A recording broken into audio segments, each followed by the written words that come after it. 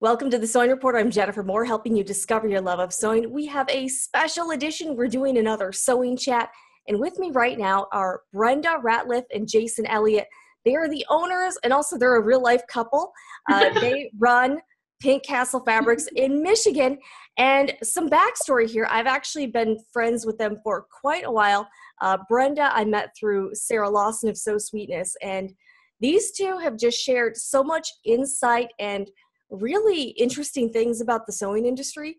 So I thought they would be fascinating to have on. So thank you guys for being here right now. Yeah, thanks for having us. Yeah. So how are things going at the shop today? Busy. Busy? Yeah. As usual. Yeah, we're working on a new website. So this is actually our 7-year anniversary this month of our business. So we're going to do a website refresh. Awesome. A lot of things are different now.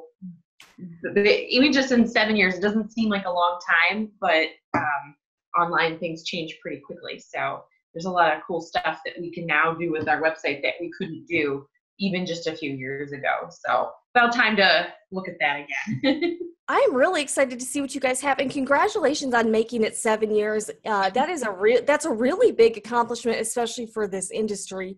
Yeah. A lot of businesses, even fabric shops I used to follow, like some of them aren't even in business now. So can you guys walk us through? Can you guys kind of walk us through a little bit about how Pink Castle Fabrics came to be? Well, basically I sew, and when I had a baby, I got a chance to stay at home and be a stay-at-home mom for a little while, and I just gotten out of a business incubator, and I was starting to sew and wasn't a great place to find the fabric that I was looking for. You know, when you go online to see what people are doing on the blogs and things like that, you would go to your local quilt shop, or I went to my local quilt shop, and they didn't really have that kind of thing. It was mostly boutiques or, you know, Civil War reproductions, and I have nothing against that. It's just not my style. So I started calling the manufacturers and figuring out where I could find them, and then they thought that I wanted a wholesale account. So I already know all this business knowledge, so I just put it into a spreadsheet, figured it out. I thought I would do something on a really small scale, like very niche, you know, so I could keep it small and I wouldn't have to have a lot of employees, and it kind of just grew from there. So, and we're still a small business. You know, when you think about some of the other bigger online shops, they have hundreds of employees. Like we have 7. So it's not like, you know, hundreds of people are doing things here. We don't have like that big of an operation, but it's big enough. the same person that does our payroll does customer service emails. He manages the retail or the online order employees, and he answers all phone calls. So there's a lot of hats. Right. But I think it's with any small business like that. And I understand you both wear a lot of hats in this business. Can you explain to folks watching, you know, how you guys have kind of decided on your roles and how that plays out in your day-to-day operations? It's kind of funny because I actually have a business background, but I don't do the business-ish portion of it. And I have an art background, and I don't do any decorative stuff. Great. I do all of the buying for the shop. I head up the marketing for the shop, that kind of thing, like social media and things like that. And then Jason does like the web design and her job's to make sure the billing and paying the bills and things like that. She gets the people and the products in the store, and I make all this stuff happen. I always picture it like she's the race car driver and I'm the mechanic. All right. What's it like working with your spouse every day? I have never done that, but you guys have done it successfully for quite a long time. What's the secret there? It's wonderful. I think you just get used to it.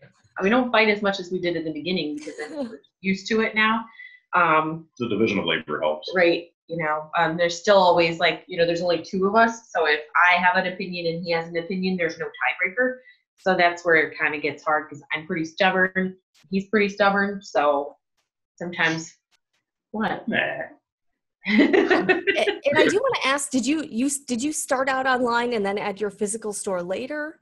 Yeah, we did. We did the online, I think for 3 years with no online, but people were showing up. You know, you'd have your address on things. So at first we did everything out of the house, and people would show up to my house. Oh my gosh. We'd get phone calls at like 3 PM of, hey, I'm outside of your address, but it looks like a house. Yeah. We're like, yeah, It's we're a not really house. open to the public, but then people would come in and shop through my basement.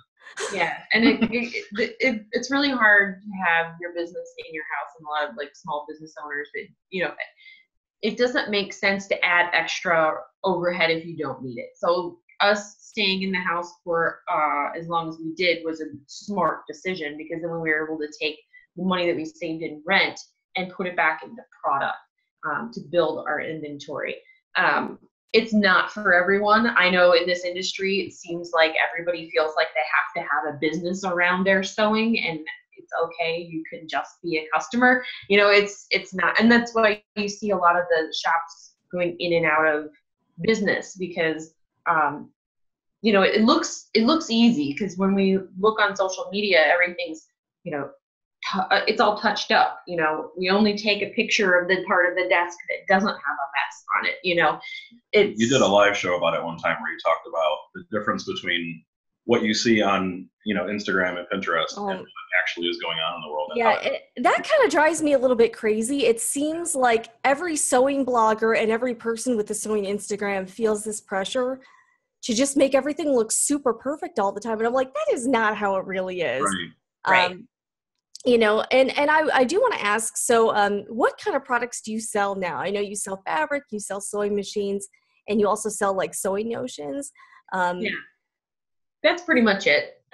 So fabric sewing machines, Janome sewing machines, and some notions. We don't carry as many notions as some other shops do, but you know, we're competing with Amazon and Joann's and some of the bigger places online, so it's easier for us to just carry the basics and things like that. Then we can focus on fabric.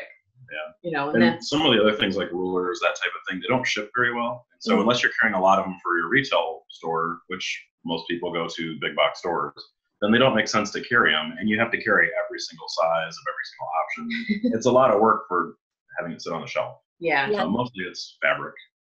Well, and Brenda, I know you have a huge love for, is it Japanese fabric? I know you've mentioned that before. So you really have, you really are always looking out for stuff like that, aren't you? Yeah, I try to find things that are interesting or different, but I would still actually use it in a quilt. You know, like there's a lot of fabric out there. I just had an appointment with one of my reps yesterday, and you know, I see hundreds and hundreds of fabric in an hour period, and then I have to pick, what are you gonna like as a customer 6 months from now? So it's a hard job to be able to do that. And sometimes there's stuff that I like that's a little bit too out there, or you know, people don't always like the same things that I do. Most of the time I pick right, but sometimes I'm a little off the mark. But and I think that's one of the confusing things is you have to guess a lot of that, or I mean, it's an educated guess. Sure. But you have to look at it and decide what's going to be popular and what's, you know, what do I like versus what do my customers like, and they're not always the same. Well, and I think the unfortunate thing is with bloggers and the way that everything is now is we hear and see online the most popular things. It doesn't always mean it's the best fabric out there, and sometimes there's these really cool hidden gem fabrics out there. And I feel like in the past, bloggers blogged more about like the imperfections or just like the random things that they found, you know, and now it's more of like this is my business type thing. And it's kind of unfortunate, because I think that really the stuff that doesn't stand out anymore is so great, you know. I'm trying to explain, like there used to be people that would use the Japanese fabrics, and it seems like now those bloggers who have big followings got scooped up by a fabric manufacturer, and now they've got their own now they're and to me as a consumer, that kind of makes you think they have you know, obviously they have a personal interest in whatever they're selling, but it also almost takes down their credibility a little bit if you feel like they're always selling you something. Right. And I think it's not on purpose, but like, for example, if you're a blogger, somebody would send you a free fabric, like a whole fat quarter bundle, and then you feel the need to use it in that package, you know. And that doesn't, it's a very sterile quilt at that point. And I don't mean that to be a bad thing, but it's just a different look. than like if you were to take, you know, pieces from multiple collections, stuff that's in stock, stuff that's not in stock, and mix it all up in a quilt. It gives you like a more like vintage quilt. I mean, it doesn't have to be vintage colors or vibe, but like that real homey scrap quilt. Like having the colors not exactly match does give a different element than if it were all this same color in just different prints. And I think that that's unfortunate because we've got bloggers now who are trying to do this as a living, and they're just using that one fabric bundle. You know, it's not getting... That's really true. And you kind of think to yourself too, if I use a lot of other fabric designers in my quilt, you know, will this person repost, you know, will this account repost it?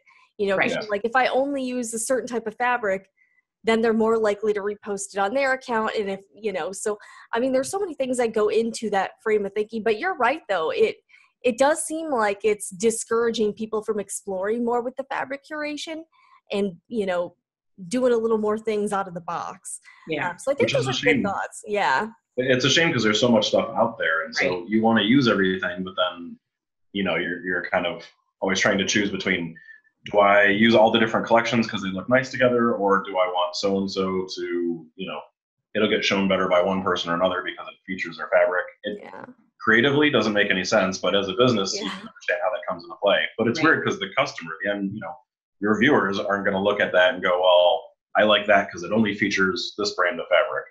They don't care. They just like a pretty quilt. And I think it's kind of unfortunate because in the past there were people using like these really cool Japanese fabrics that there are out there. We don't carry as many as we did even 2 years ago because the sales have just slowed. And it's not because the fabric's not great. It's because there's nobody out there showing you what it is. And the industry as a whole has a lot right now. 7 years ago when we started, there were very few modern collections. So your focus was really only these 10, 12 collections that would come out in a year, and then the other things that you would get to go with it, you know. And now it seems like every week there's a new collection. There's no way that the customers can keep up with that. As fabric and quilt shop owners, do you feel like there's too much fabric right now? Absolutely. And I think, and even some of the manufacturers are thinking that in their head. They're just not really doing anything about it at this point.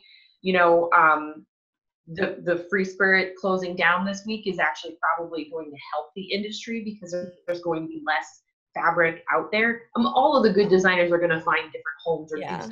Like, I mean, it's sad that a lot of people lost their job so suddenly, you know, but I think the cream of the crop will get picked up and different things will be happening in the industry this year. You know, you had modern was such a small piece of the pie, and it still is a small piece of the pie. But then when manufacturers realize, oh, I can make money in this segment, okay, then let's just, you know, grab bloggers and just throw lines out there. And you see this huge influx of the books that happen to books too. You know, you see like everybody could get a book deal. And I think it's an interesting thing that everybody wanted a book, you know, like you figure. Honestly, I don't think I want to write a sewing or quilting book. I don't know. It just, especially not the ones with the tutorials or the, you know, the instructions in it. Like that doesn't. It's a lot of work. It doesn't really interest me at all. It's a lot of work, and I think the misnomer is, and one of the things about this industry is nobody really talks about how much money that you make writing a book. You're not going to make a living writing a book. Like it's funny. We just watched. We have an 8-year-old son, as you know, and he just watched Back to the Future for the first time this last week.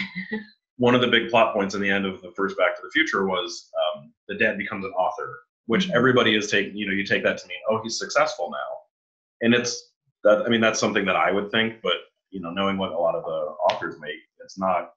You're not going to retire on it. No, not really. And same with being a fabric designer. You know, it's a cool thing. Like I can say I'm a fabric designer because I have my name on a selvage, but it's definitely not the thing that pays my mortgage. No, I feel like the sewing industry, especially for people like bloggers and whatnot, it's definitely kind of like this gig economy where you don't just make your living from one big thing.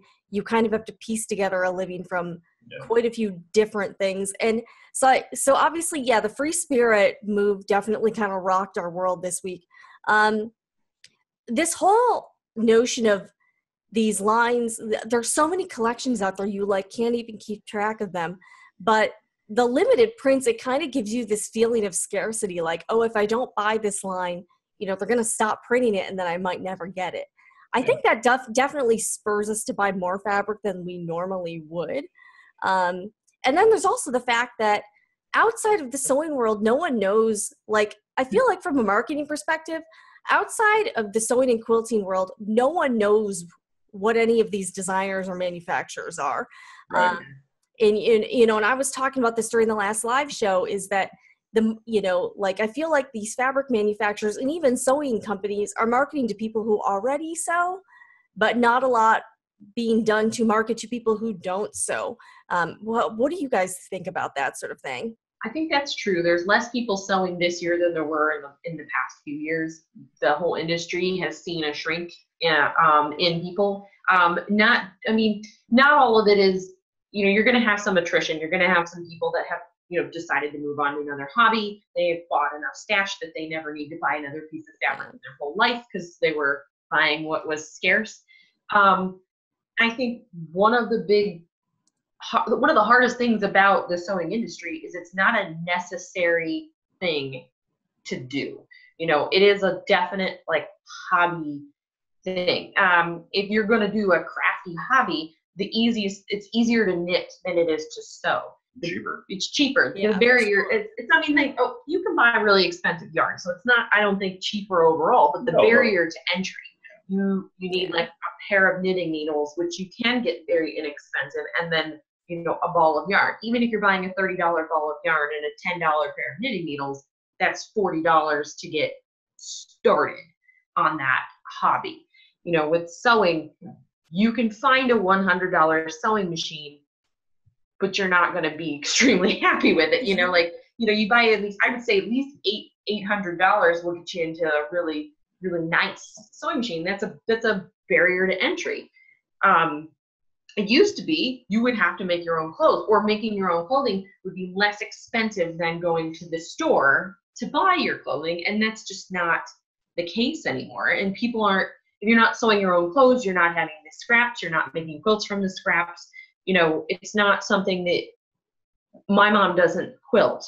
She sews, but I did see her with a sewing machine. I have an advantage over someone whose mom didn't.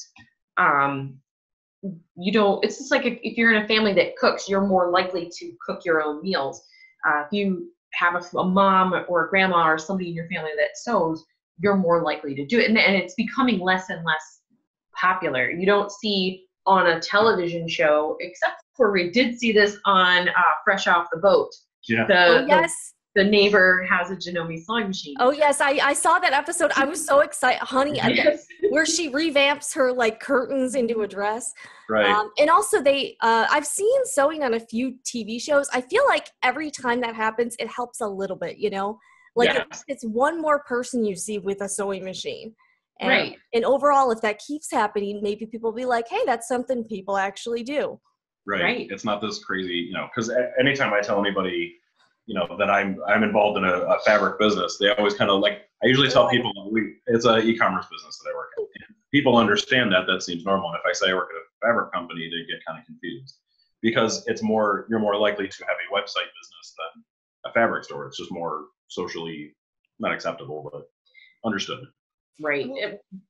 People don't just go to the bar and talk about quilts. We could start. What if we started sewing at bars? Just bring your sewing machine, right. Bring it to a bar. And I've seen that with knitting, but you can bring your knitting anywhere and bring it. Yeah, it's a lot more I've heard people say it's a lot more portable, and I've talked to friends who live in New York City, and they're like, I do not have space for sewing machine.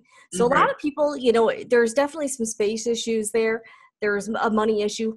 Do you have any thoughts on what the industry could do overall to maybe attract new customers?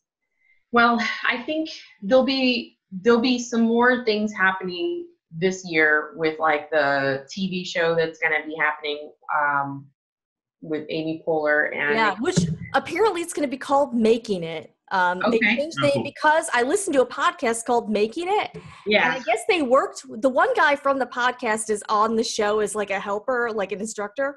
And Cool. they actually worked with the show to do like the license to basically share the name Making It. So I was like, that's Oh, okay. Okay. but yeah, I think shows like that definitely could help. I think just, well, and so in England, they have the Great British Sewing Bee, and it's really cool the way that all of that worked. And one of my friends actually won it. So that was really even cooler, like to see my friend Charlotte win.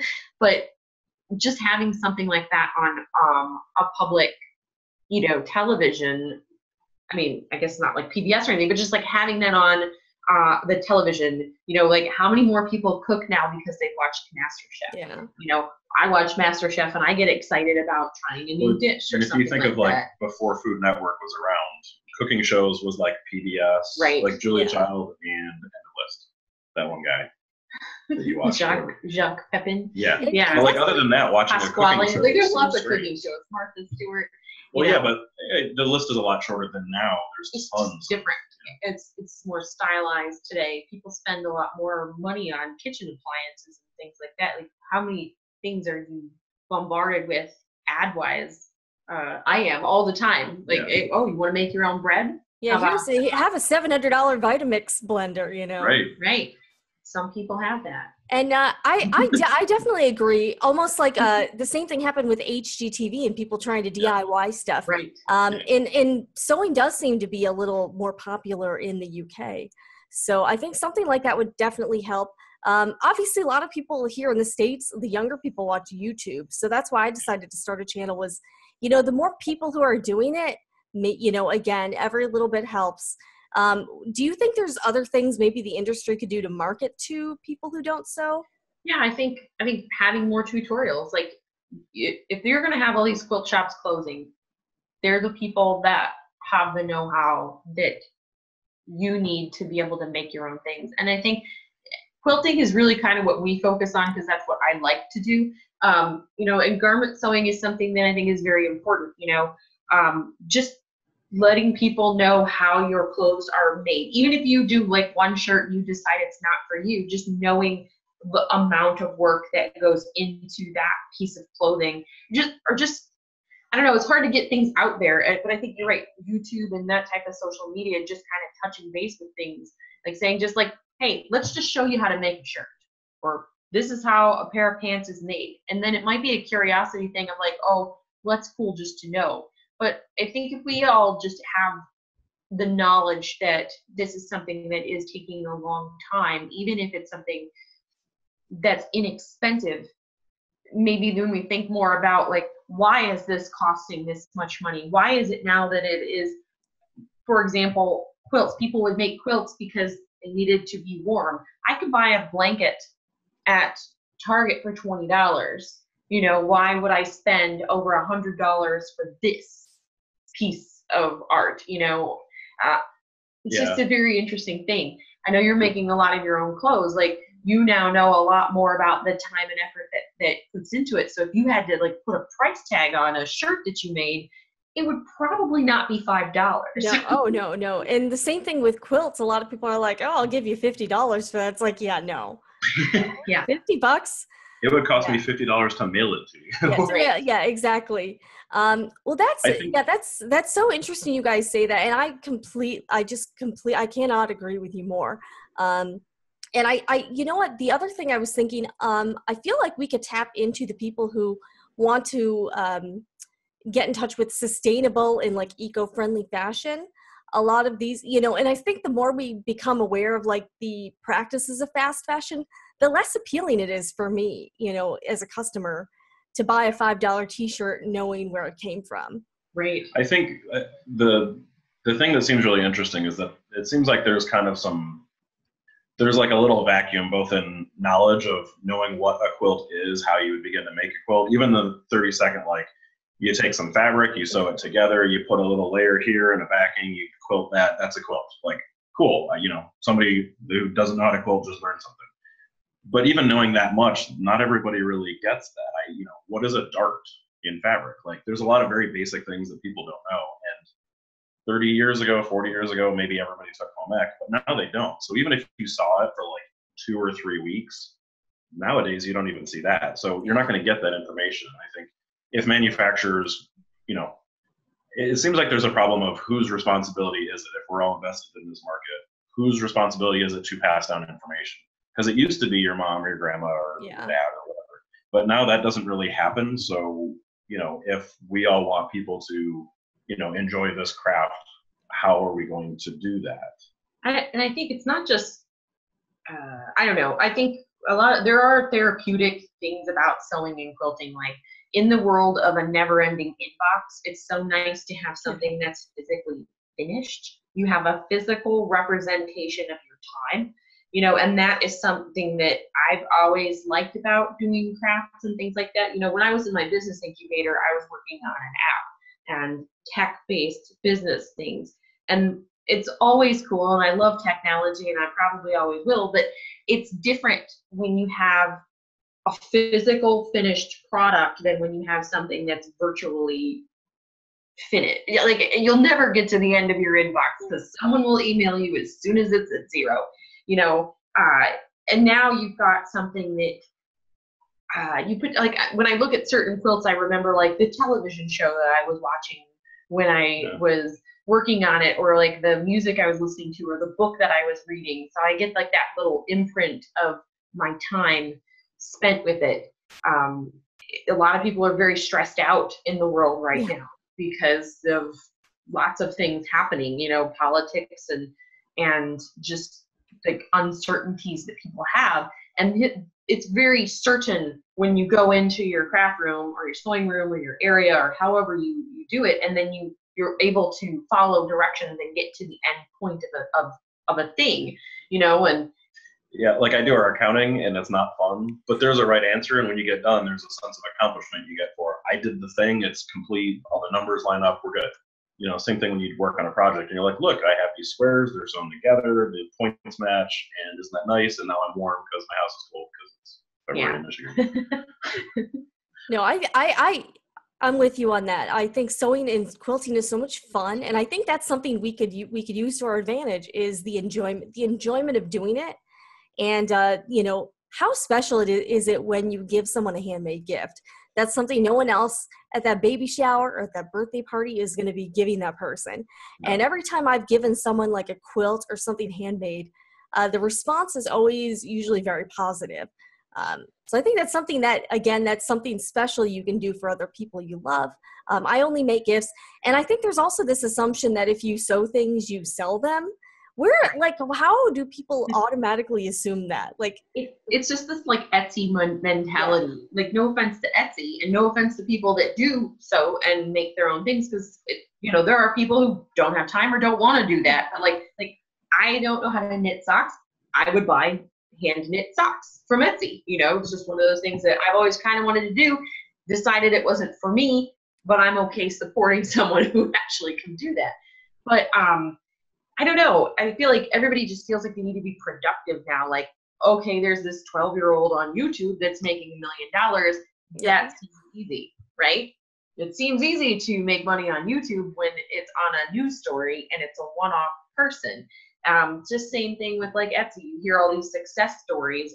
Like, you know, if you look at Martha Stewart, they'll point to Etsy shops and things like that. And it's great because you see these great makers and this handmade movement. I appreciate that, but For every person you see, there's a lot of people. Yeah, there's a lot of people who don't make it. Sort of like you guys owning a quilt shop. A lot of people have the dream about owning a quilt shop, but for a lot of people that wouldn't, you know, that probably wouldn't work. You know, sort of like restaurants. You know, 95% of restaurants, whatever. And that's something that you, again, you guys know the challenges and the everyday struggles of owning a quilt shop. It's not an easy thing to do.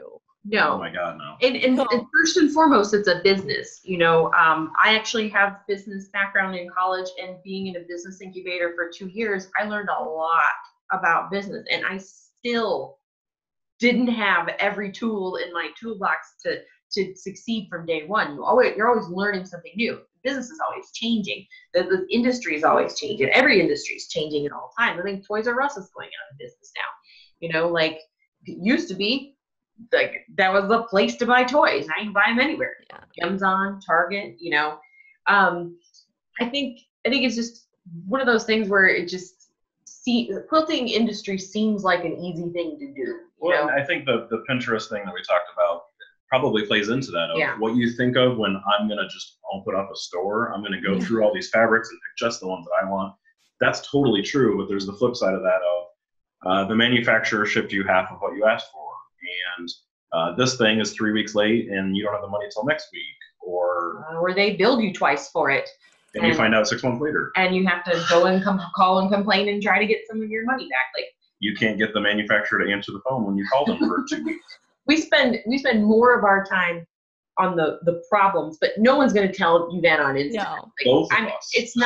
It's not a nice thing to do. Like, I can't believe that so and so billed me twice. You know, like, and you don't really care. You know, you just want that dream. Like, it's supposed to be fun for you as the consumer, and we want that for you. We don't want you to care about what our challenges are, you know. It's kind of like having kids where you don't want to tell them like, yeah, well, when you finish school, yes, that sounds great, but then someday you'll have a job. You know, like, you should enjoy being a kid. You're not going to tell them how much being an adult sucks quite. Right. That's not fun. Figure it out on their own. But the reality is, like, we were dropping our son off for school today, and he's like, why do I have to go to school? So that you can have stuff when you get older. Well, the stuff I have will just last forever. No, it won't. But if you think those dreams when you're, for a customer, the same thing, like, to think that it would be fun to have a fabric store. There are a lot of fun things about it, but it's not just those fun things. And that's true of any business. You know, if you're a baker, the same thing is true of my shipment didn't go out, all my bread's bad now. Mm-hmm. You know, there's challenges to every business. Well, and I think even with the Etsy stores who are doing this very successfully, they're looking at it as a business, not just a hobby. Yeah. So if you did a YouTube channel just like once every couple of months, like, it's not going to bring you in any money. You know, you have to schedule things and do it as a business. So, and it takes a lot of your time and your energy, you know.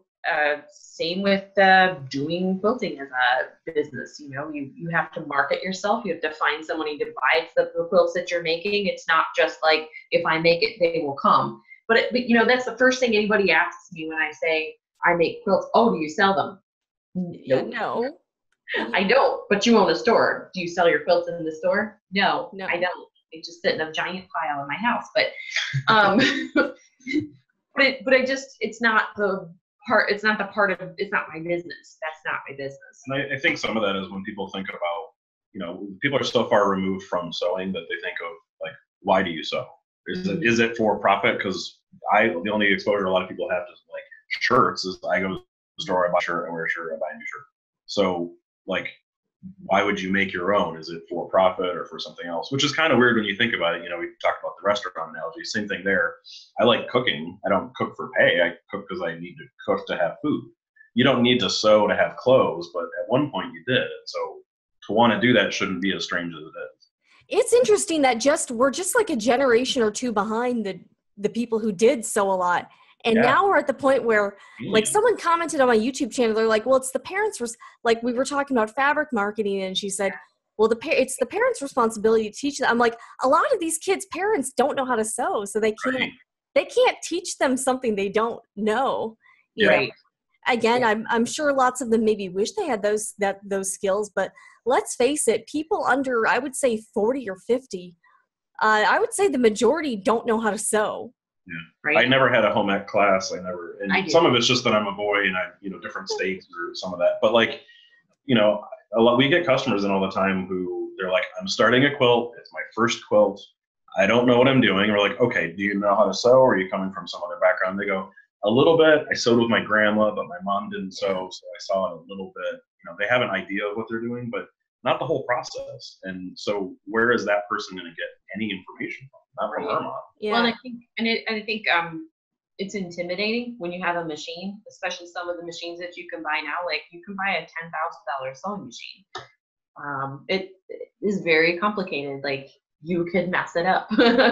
Like, it's different. Like, it's not a sit down and then just do it type thing. You have to learn that part too. And most machines are pretty easy, and it's There's only a few that I think are really complicated, but you know, I think they do more than anybody actually needs. Well, even a $700 Vitamix, like you said, there's like 2 buttons on it, like start, stop, low, high, maybe like soup versus something else. That's it. So like for $700, there's only 1 or 2 options, and basically the only rules are like, I don't know.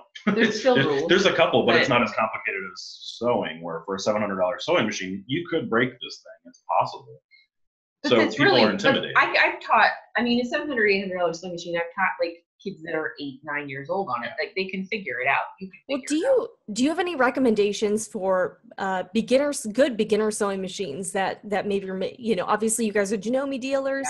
Yeah. What are some models that you think would be good for someone if they're buying their first machine?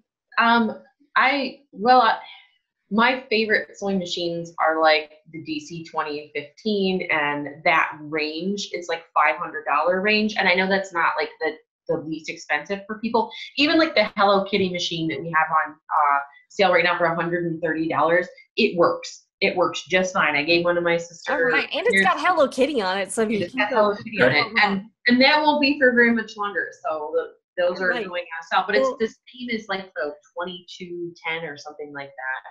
Yeah, the 2222. Yeah, the Mod 11 is a really good machine. That the Mod series is new and it's meant to be kind of a starter series. So the Mod 11 is a good machine. Like we sold a bunch to our public library, so you can actually go to the library and check out.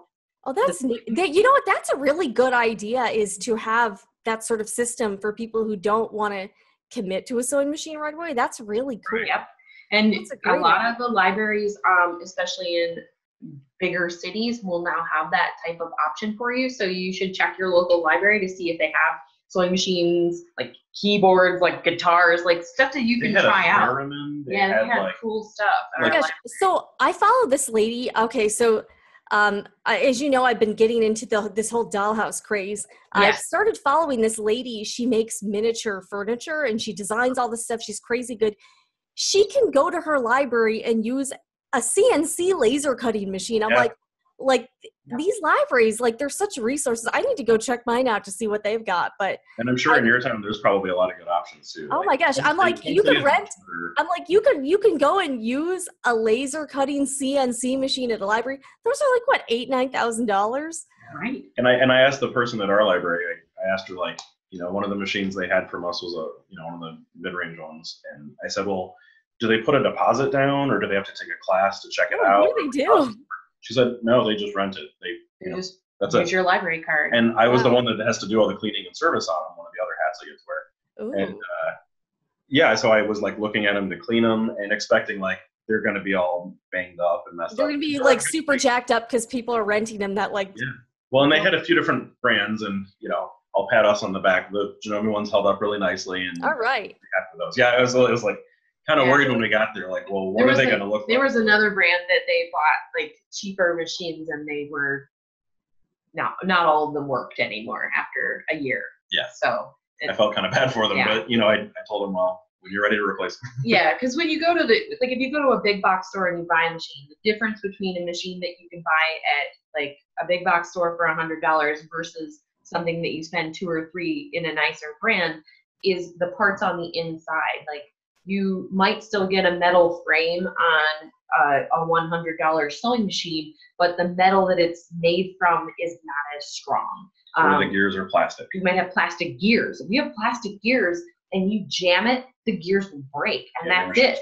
And you're it's garbage. And it's just like a pair of denim. You buy a nicer pair of jeans for $100, and then hopefully, because I have complaints about expensive clothes too, but hopefully you can wear it, for years to come, especially if the lines are clean. It's an appliance. A sewing machine is an appliance. Like the $700 Vitamix, that blender does work better than a cheap blender. Do you need a $700 Vitamix? Depends on how many margaritas you're making. It really does. We see people coming in, like Janome has a product line for like semi-professionals. I've got the 1600P, which is a straight stitch only machine. That machine goes 1600 stitches a minute, but it is all metal. It's super heavy, so I'm not going to carry it around. I'm not going to be, that's not my quilt. Not your sewing class machine, is it? Right. Like but for what I'm using it for, I want a really nice stitch and I want it to go really fast. And it delivers that. That machine has no computerized parts in it. It can last me forever as long as I don't mess up the gears, by not taking it into getting serviced. And, I know we talked before about like disposable sewing machines and things like that. But when you're spending that much money, it's not a disposable item. It will work better. When you have a machine that works better, you will be less frustrated. You will want to sew more and you'll get more done. Yeah. And you were asking originally what advice do you have to somebody looking for a machine? I think that's something that I would really recommend to people. And it's not just a sales pitch. Don't cheap out. Because like if you think about just the cheapest car you can go and find, you're not gonna like you're gonna die in that car probably. Yeah, like it's there's reasons people. I mean, you can't buy a car for $2,000. You could. They make them in like India or whatever. You can't get them here because people will die in those cars. So you wouldn't do the same thing with a sewing machine. And I think people lose sight of that. They, if you're buying a machine for your kid and they're 5 or 6 and they want to sew, maybe don't get them a $3,000 sewing machine. But if you get them a $40 sewing machine and it works kind of, sort of, and then it jams and they hate it, you might have just ruined that hobby. I can't tell you how many people I've talked to that have done that. They bought a $40 or $50 or $60 machine from like Walmart or something. Nothing wrong with Walmart, but something went wrong with it and then the kid never ended up using it. Or the other story I hear from people is they were at Costco or they were shopping online and they just picked up some random sewing machine. They're like, oh, this would be good to have. But unfortunately, they don't know anything about the machines. And most of the people I've talked to that have done this have not taken them out of the box. Which is, that's a shame. Like, it's a shame in both directions. If you cheap out on it and you think, man, sewing sucks. Well, sewing doesn't suck. Sewing with a $40 machine sucks. And I don't care what $40 machine you have. Nobody has a quality $40. You can take that one to the bank. Yeah. And the opposite's true of if you buy something that, because we don't have, that where somebody got it at, a big box store and never opened it. But we do have like, your friend Jen bought a serger years and years and years ago. Yeah, never took it out of the box. It was brand new. The machine was so old, the manual, usually they come with like a DVD manual, was a VHS. That's how old it was. Nice. Never used it because it was a serger. She's intimidated. But then it's like, why spend the money on a thing you're not going to use? Most places, we give out lessons on something. Sure. And I think, and that's the big thing. Do you buy it from a big box store or do you buy it from a local dealer? Usually if you buy it from a local dealer, you'll get a lesson with the machine. And a lot of the machines, like all the Janome machines now come with DVDs. Like they do not come with VHS anymore. So you can pop it in there and watch it, how to use the basic stitches on the machine. I think the $500 to $1,000 price range of machines are perfectly good, like machines to have basically forever. You can have a $1,500 sewing machine and it will last you 25, 30 years. The only reason that people upgrade like these machines is because they outgrow them or they want a feature that's new. Like there's constantly new features coming out. It's like this boom of like sewing machine features over the last like 10 years. Like the machines. My first machine that I bought, I think I spent like $1,200 on it, and it had like all this stuff that was really cool. But now that would be all those same features would be on like a $600 machine. Like it's just like with cell phones, like woo, your phone is a flip phone. Like that's a really exciting thing. It has a color screen. Yeah, it has a color screen was a really big thing. And now you can browse anywhere in the world. We have sewing machines with Wi-Fi. Yeah, we have a sewing machine with Wi-Fi. The things they do now versus there's some of the sergers they've discontinued the lower end ones, and then they put like over time they get rid of the models, and some of the better ones that used to be like the high end one is now the low end one with a different name on it, just because they all got. That's crazy. So if you guys could design the absolute perfect machine, what would it be like? I know what she's going to tell you. But see, I'm going to think different things than you're going to think because I don't care about making clothes. But it would have like 15 inches of throw space. Yes. Weigh 25 pounds. No, I don't care how much it weighs. It would have a straight stitch, a zigzag stitch. That's pretty much it. And a cutter. thread cutter, and then presser foot raising. Yep. And that's it. Yeah. That's all I need. That's what everybody wants. And I wanted to be good at quilting. You know, like the machine that I just got, the Janome 6700, it has a big throat space. But the thing is they all have like a bazillion stitches. That's something pretty easy that they can put into any machine that gives you value. And you end up using like 3 of them regularly. Right. Really what you're wanting is the bigger motor. Like they give you more stitches because they need to show you value. You know, you need to be able to see what's the difference between these 2 machines. It might be stitches on the outside, but you might have a bigger motor actually in the machine. You know. And the thing that's funny is that when you're selling a sewing machine or when you go to a store and you're buying one, they don't tell you how many horsepower is the motor. What is the diameter of the any of the parts in there? What is the needle shaft? Is it 12 millimeters? Is it 14? One will last longer than the other. Nobody tells you any of that. And so you look at 2 machines, you're like, well, this one's red, I'll take it. That one's white, it's boring, I don't want it. Right. All things being equal, you don't really know what you're buying. But if you're looking at like a car, your options are, do you want the EX, the LX, the, all those different things. And sometimes you don't get the option of what features you have. So I don't need it to have a moonroof, but I want the V8 instead of the V6, so I'm going to get the higher package. It's the same thing with machines. I want 11 inches of throat space and not 8. So I'm going to get this machine instead of that one. I don't care that it has 250 stitches instead of 200. Yeah. You get them. And they have machines out there that do have a big throat space with very few stitches, but the motors in them are not very good. Mm-hmm. And then you get it's hard to know what you're buying. It's easy when you go in and you test drive something. And I think it's really intimidating for people's first machines, and then some people don't trust other people. We talk about blogs and things like that. Like it's hard to find a good source of information that's actually trustworthy. Like I read a blog post recently and it was like 5 really great beginning sewing machines. And it was just Amazon links to make money for that blogger.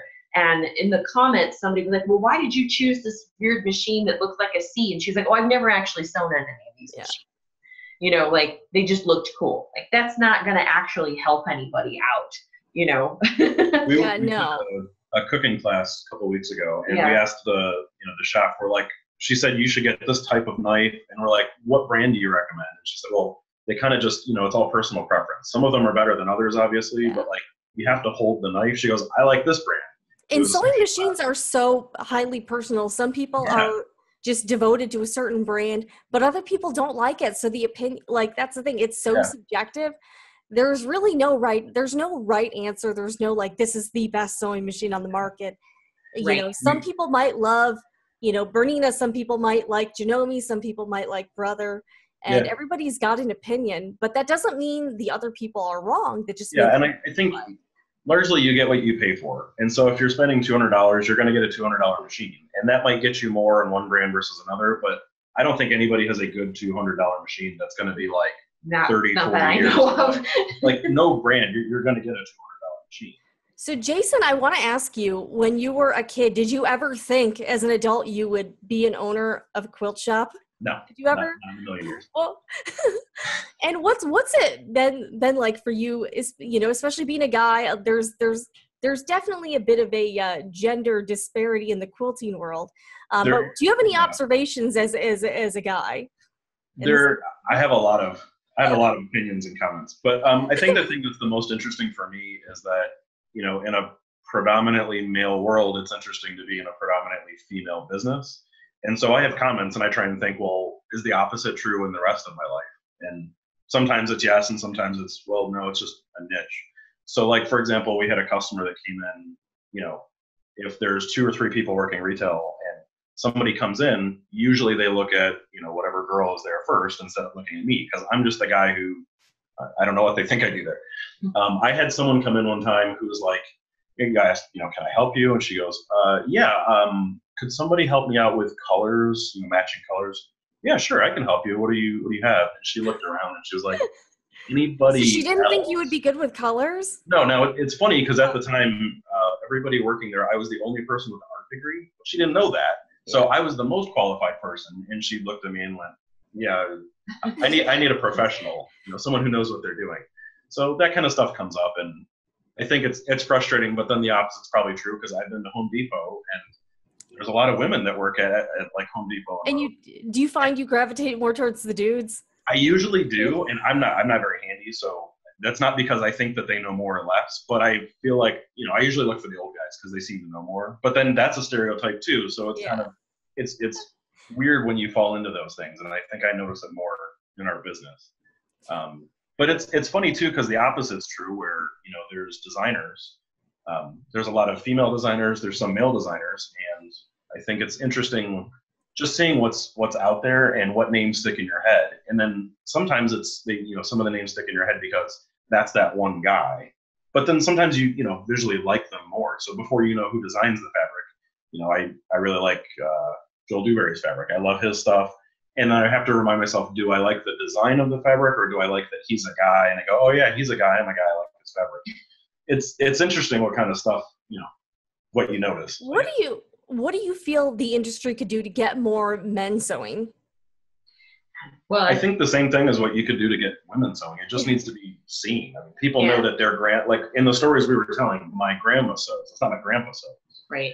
And I don't think that there's anything wrong with there's really no gender. It's not that men didn't sew; they were tailors. I mean, like tailor was typically a man's job. It's just it's a stereotype, just like anything else. And I think we're lucky enough that we live in a town that like is a little bit more progressive, but some people live in places where it's not a cool thing to do something that's not your gender stereotypical norm, which is kind of disappointing. But if we could see more people actually doing this sewing, like Rob Appel has his man sewing, he's a cool dude. Like he's a hip young, I mean, I say young, but he's my age, and I don't know that I consider myself young anymore. I mean, but like, you see, we need some more examples like that, like my friend Chris Thompson, he's a great sewer and great quilter. He's a professional male, and he works in the sewing world now and makes really cool stuff. Like our friend Giuseppe, we just had him come teach for us, and he was like, everybody complimented him on what a great, teaching job, but he's an extrovert, like he's got a theater background. He's going to be a good teacher. Plus, he's been sewing for years, so he actually knows what he's doing, and it's beautiful, like the stuff that they're making. I think the introvert-extrovert thing is interesting too, because I find that a lot of people that sew are usually introverts. That's not always true, obviously. But I think it's more okay for an extroverted woman to sew than an extroverted man. I think that happens a lot less. And the ones that do, usually notice right away. But, like your dad started sewing recently. Yeah. And nice. Yeah, he finished the first quilt. How big wow. Oh my God. So yeah, my dad wanted to make a quilt. He wanted to start sewing. Like he's trying to retire. Like next year he's going to retire, and he wants a hobby. If you get to a certain point in your life and you don't have anything to do, like what do? You've got to have something to keep yourself occupied during this is why we all have hobbies, right? Keep ourselves from going completely insane. So he decided to start sewing and was asking me questions. I ended up, my mom knows how to sew. At least you could hook him up with the sewing machine, Yes, I did. It's like, this thing's great. Yeah, it was funny because my mom has a sewing machine, and she's had it, I think, since like 1982. It's an old sewing machine. It still works. It's not a very exciting sewing machine, but she usually makes kids clothing. Like she made all of our clothes when we were little. And I was like, are you sure you don't want a new sewing machine? She's like, no, I'm good. So finally I brought one over for my dad, and I just brought one over. I was tired of hearing them say no. I was like, we're just going to leave this sewing machine here. You guys figure it out. And now they both use it and really enjoy sewing. And so my dad made his first quilt. He designed it himself. I helped him write the pattern and do all of that for his first time. He's done woodworking for years. He's a surveyor, so he does math and geometry for a living. And I said, you just have to do a 1/4-inch seam around every piece. And he was like, oh, all right, I get it now, And there's still way more tricks than that, but like that's the general idea. You just add seam allowance. If you do this, you can't go wrong. Yeah, just add seam allowance. But yeah, so his first project was a queen size quilt for the bed. She Wow. started and finished inside of like a month, I think. A couple months, but still, like, you know, and I have 2 started. worked on the binding. That's impressive. That's really for his first quilt. Yeah. Wow. Well, and when he finished it, the crazy thing is, you know, he was in town this last weekend actually, because I just came back from the quilter and he was binding it all weekend. And it was funny because I was like, yeah, you finished it. It looks great. And he's like, yeah, I want to make another one. So he's actually making 4 of them, one for each season. So he's got fall, whereas he's doing the spring one next, and then when it's springtime, he can freshen up the bedroom. Right. That's really cool to hear. Got it done and was like, I want to do more. This is great. And you know, I do think there's a lot about sewing that can appeal to people of any background, any gender. But yeah, I do like I've talked to a few guys, like I've kind of been like, you know, what would get you interested in sewing? You know, and one guy I talked to in particular, he had some good points. He's like, some of these sewing events kind of scare me. He's like, because I know they're going to be all women. He's like, I don't know if I'd feel comfortable at some of these just because I would feel out of place. And his other thought was he felt sewing machines did not look very appealing to males. And then another thing he said, which really spoke to me, he's like, I wish they would use words that were a little more like, you know, high-end sounding, like bespoke rather than, you know, handmade or something like that. And I was like, you know, that's a really good way to put it. And that would really, I think, pique more interest if you use more terminology that sounds like not necessarily cooler, but a little more like highbrow, I guess. I don't know. We're redoing our website right now, and one of the things we're trying to do is to make it look, I mean, so I made the website and everything. It's just like drawing. When you draw something, it looks like you draw it and you can recognize your own drawing. Same thing with the website. I look at it and yeah, that's something I would make. It has my handwriting on it. So we're looking at the website and we're trying to make it more feminine because our customers are not me. So, you know, it's interesting because on our end, we're trying to appeal to, you know, the broader audience, which is women. And the opposite, I think, is true for if you're trying to get men into the industry. There are things that can be done, you know, even just by bloggers. It doesn't have to be done industry-wide. Well, I think just having good examples of men that quilt, you know, just knowing that there are other people out there that have the same hobby as you is really, I think that in general, like, even with like younger people, like if you have a friend that sews, it's a lot easier for you to do that. Like if you have accepting friends and you don't say like, hey guys, I'm going to start to sew. And they're like, that's lame. We're going to go drink. Bye. You know, then if you have that, the type of like, I don't know, it's really, it's like the permission, right? Basically. Yeah. Somebody saying it's okay for you to do you this. have permission to do it. Because we've had that question with our retreats where people come and, you know, they call ahead and they're like, so I want to go, but I sew when my wife's out of town because she doesn't need her machine and I'm always curious about it. Is it okay if I show up and sew? Is that allowed? And we're like, yeah. It's, you know, it's not women's sewing retreats. It's, you know, we've had men that have come to our. We had one guy at the. Yep, we've had. There was one guy that showed up with his mom actually because his. Oh, that's really mom sweet. was trying to make a wedding quilt for his. The son was getting married, and so she was making a wedding quilt for the new daughter-in-law. And she said, "I want to make this thing." She wants to go to this retreat. She hasn't quilted in years and years, and it was here in Ann Arbor. And so that's where the family's from. And she goes, well, I'm going to come visit you guys. And then that weekend, I'm going to go to the retreat. And so the son, who moved away from home, said, well, I'll go with you.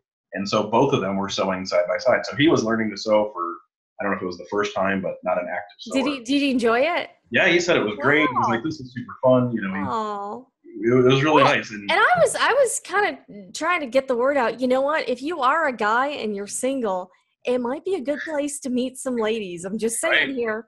You know, not everyone at these events are, you know, married or, you know, some of them are on the younger side, some of them are single.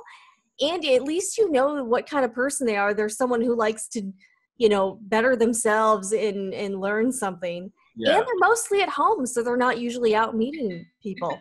So I'm saying, you know, maybe there could be some opportunities for singles events. I don't know. Oh my gosh, the sewing singles. Well, it's true though, because a lot of the time, you know, a lot of customers are like the married, have kids, whatever. But then, you know, sometimes it's the sister of that person, and they go to retreats together to hang out, whatever. And yeah, if they were sitting down next to somebody else, you know, maybe they're even if not, like it's a good way, even aside from that, just to make other friends or it is a social hobby. Well, it's sort of like how I've heard some, like, celebrities and talk, they'll be like, yeah, I signed up for theater so I could meet girls, What was it? I think Bryan Cranston said that. Yeah, right. He said he literally said he did theater so he could meet women. All right. So, hey, not saying that should be your goal, but I'm just saying that could be an added side effect, Right. There could be a single lady there. But I think we still, like, if I looked at our demographics, 95% of the people that come to our website are female. About 5% are male, it's still a majority of the industry. It's too bad that it's not 50-50, but it's just kind of the way that it is for right now. Well, and there was something else I wanted to touch on as well. Can you tell people a little bit more about the retreats? I know you've been doing them for a while, but can you explain like kind of what they are and how people could get in on it if they're interested? Yeah, well, first you can go to stitchalot.com, or you could Google Glamp Stitch a Lot. It's like glamorous camping. We don't actually do any camping. It used to be Camp Stitch a Lot because we would do small events at a bed and breakfast. And now we do them at bigger hotels. So like, our next event is in November, and we have national teachers that come in and teach you things. So this time you get 4 classes with 4 really great teachers. And it's a whole weekend thing. Like Jason was saying, like, people do leave with new friends. Like every single time, people leave with new BFFs. You eat, all the meals are included for the weekend. You're in the same spot the whole time, so you get to know your group mates. We have people that come out, they put on pajamas, and they obviously change, but they're wearing pajamas the entire weekend long. And it's comfortable. That sounds okay to me. Yeah, that sounds cool. You can wear your soft pants at Camp Stitch a Lot. And people bring bags of candy and hand out candy with each other, share stuff. It's really cool. We do a swap ahead of time. So like, some people are afraid to go to a sewing retreat alone. And I think that I would totally get that fear. And if you are one of those people who don't have a sewing buddy but want to make a sewing buddy, this is the best way to do it. And tell us that too, because we can even say, hey, someone needs a new best friend. We've had people that do that. They show up and they say, hey, I'm going to remember that time I dropped off at camp. Yeah, Phyllis at camp. And as she was getting out of the car, I picked her up from the airport because her travel plans changed a little bit. And one of the other ladies that was there, Vicky, she's like, hey, we're all going to the quilt store in town. Who's coming with me? Who are you? You're coming with me. And now they're friends. She's shown up. That was like 5 years ago. Every retreat since, because she just made a whole bunch of new friends. And I think that's really one of the ladies that came to one of our retreats years ago who still comes. Like, she was saying, like, I finally found like my tribe, the people who understand me. Like my sons and my husband don't really understand like what I do, and they don't get it. And now I feel like I'm in a room full of people who understand. And that was really just like a really cool thing, like the sense of belonging and just making the new friends. Like when I moved to Ann Arbor, I didn't know anybody. I'm from Ohio, and I lived in Michigan for a few years, but I didn't know anybody out here except Jason. And really sewing is what helped me make new friends, like starting a quilt guild in town, and now we have like 70 members of our Ann Arbor Modern Quilt Guild, and those people have now been my friends for 8 years now, like, so it's cool, and to be able to do that. And we're lucky that we have a lot of repeat campers, and they're not standoffish people. They're very welcoming and open people. All of like our Ann Arbor Guild, we're kind of like a welcome committee. So when we find and see new people, we're like, okay, let's take you into our arms. And like, we have a Facebook group that's private for the event, and we do that ahead of time so that if people wanted to come in a day or two early, now you can pick up restaurants, you can meet up with people, you can, go shopping at our shop, do all of that cool stuff. Ann Arbor is a really cool town. We're number 1 in the world or the country. Yeah, it's the most desirable city to live in. Ooh. Yeah, which got voted that. Which is kind of nice.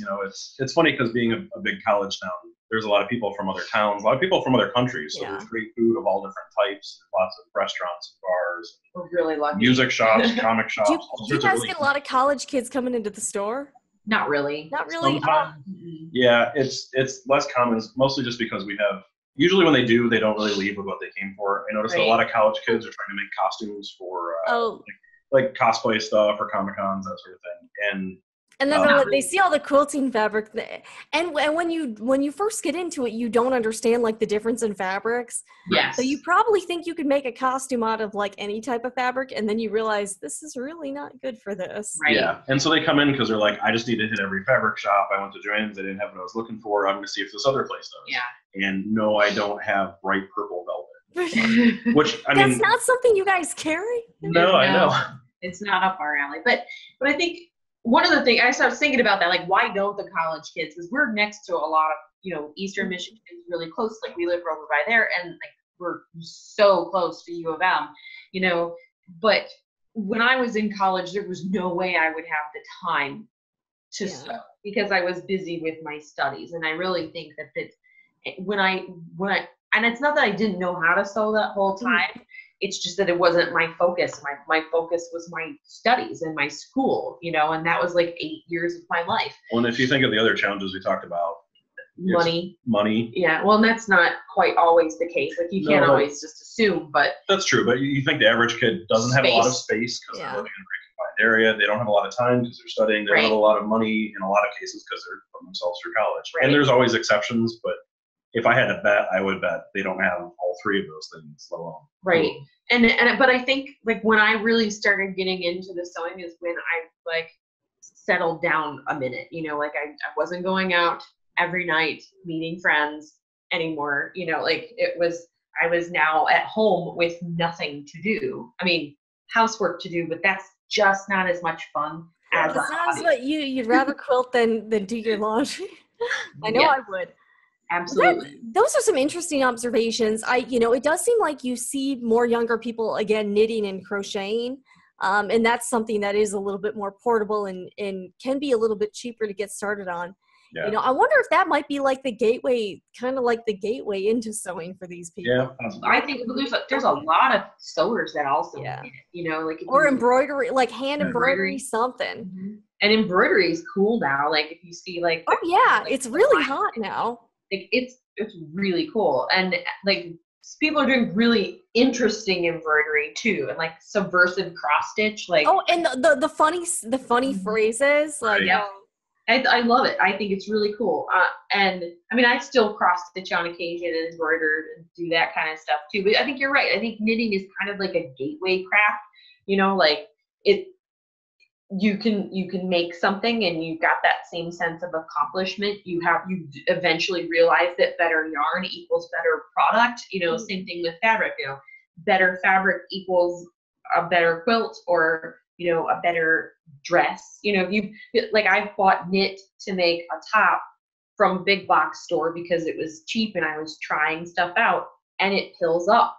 You get like the little pills all over it, and your seams or the fabric gets a hole in it because it's not made with long staple cotton. Like you get really the gist of it, but you don't get the reward of having a shirt for a long time. When you're spending that much time and effort making something, you don't want it to fall apart in a couple washes.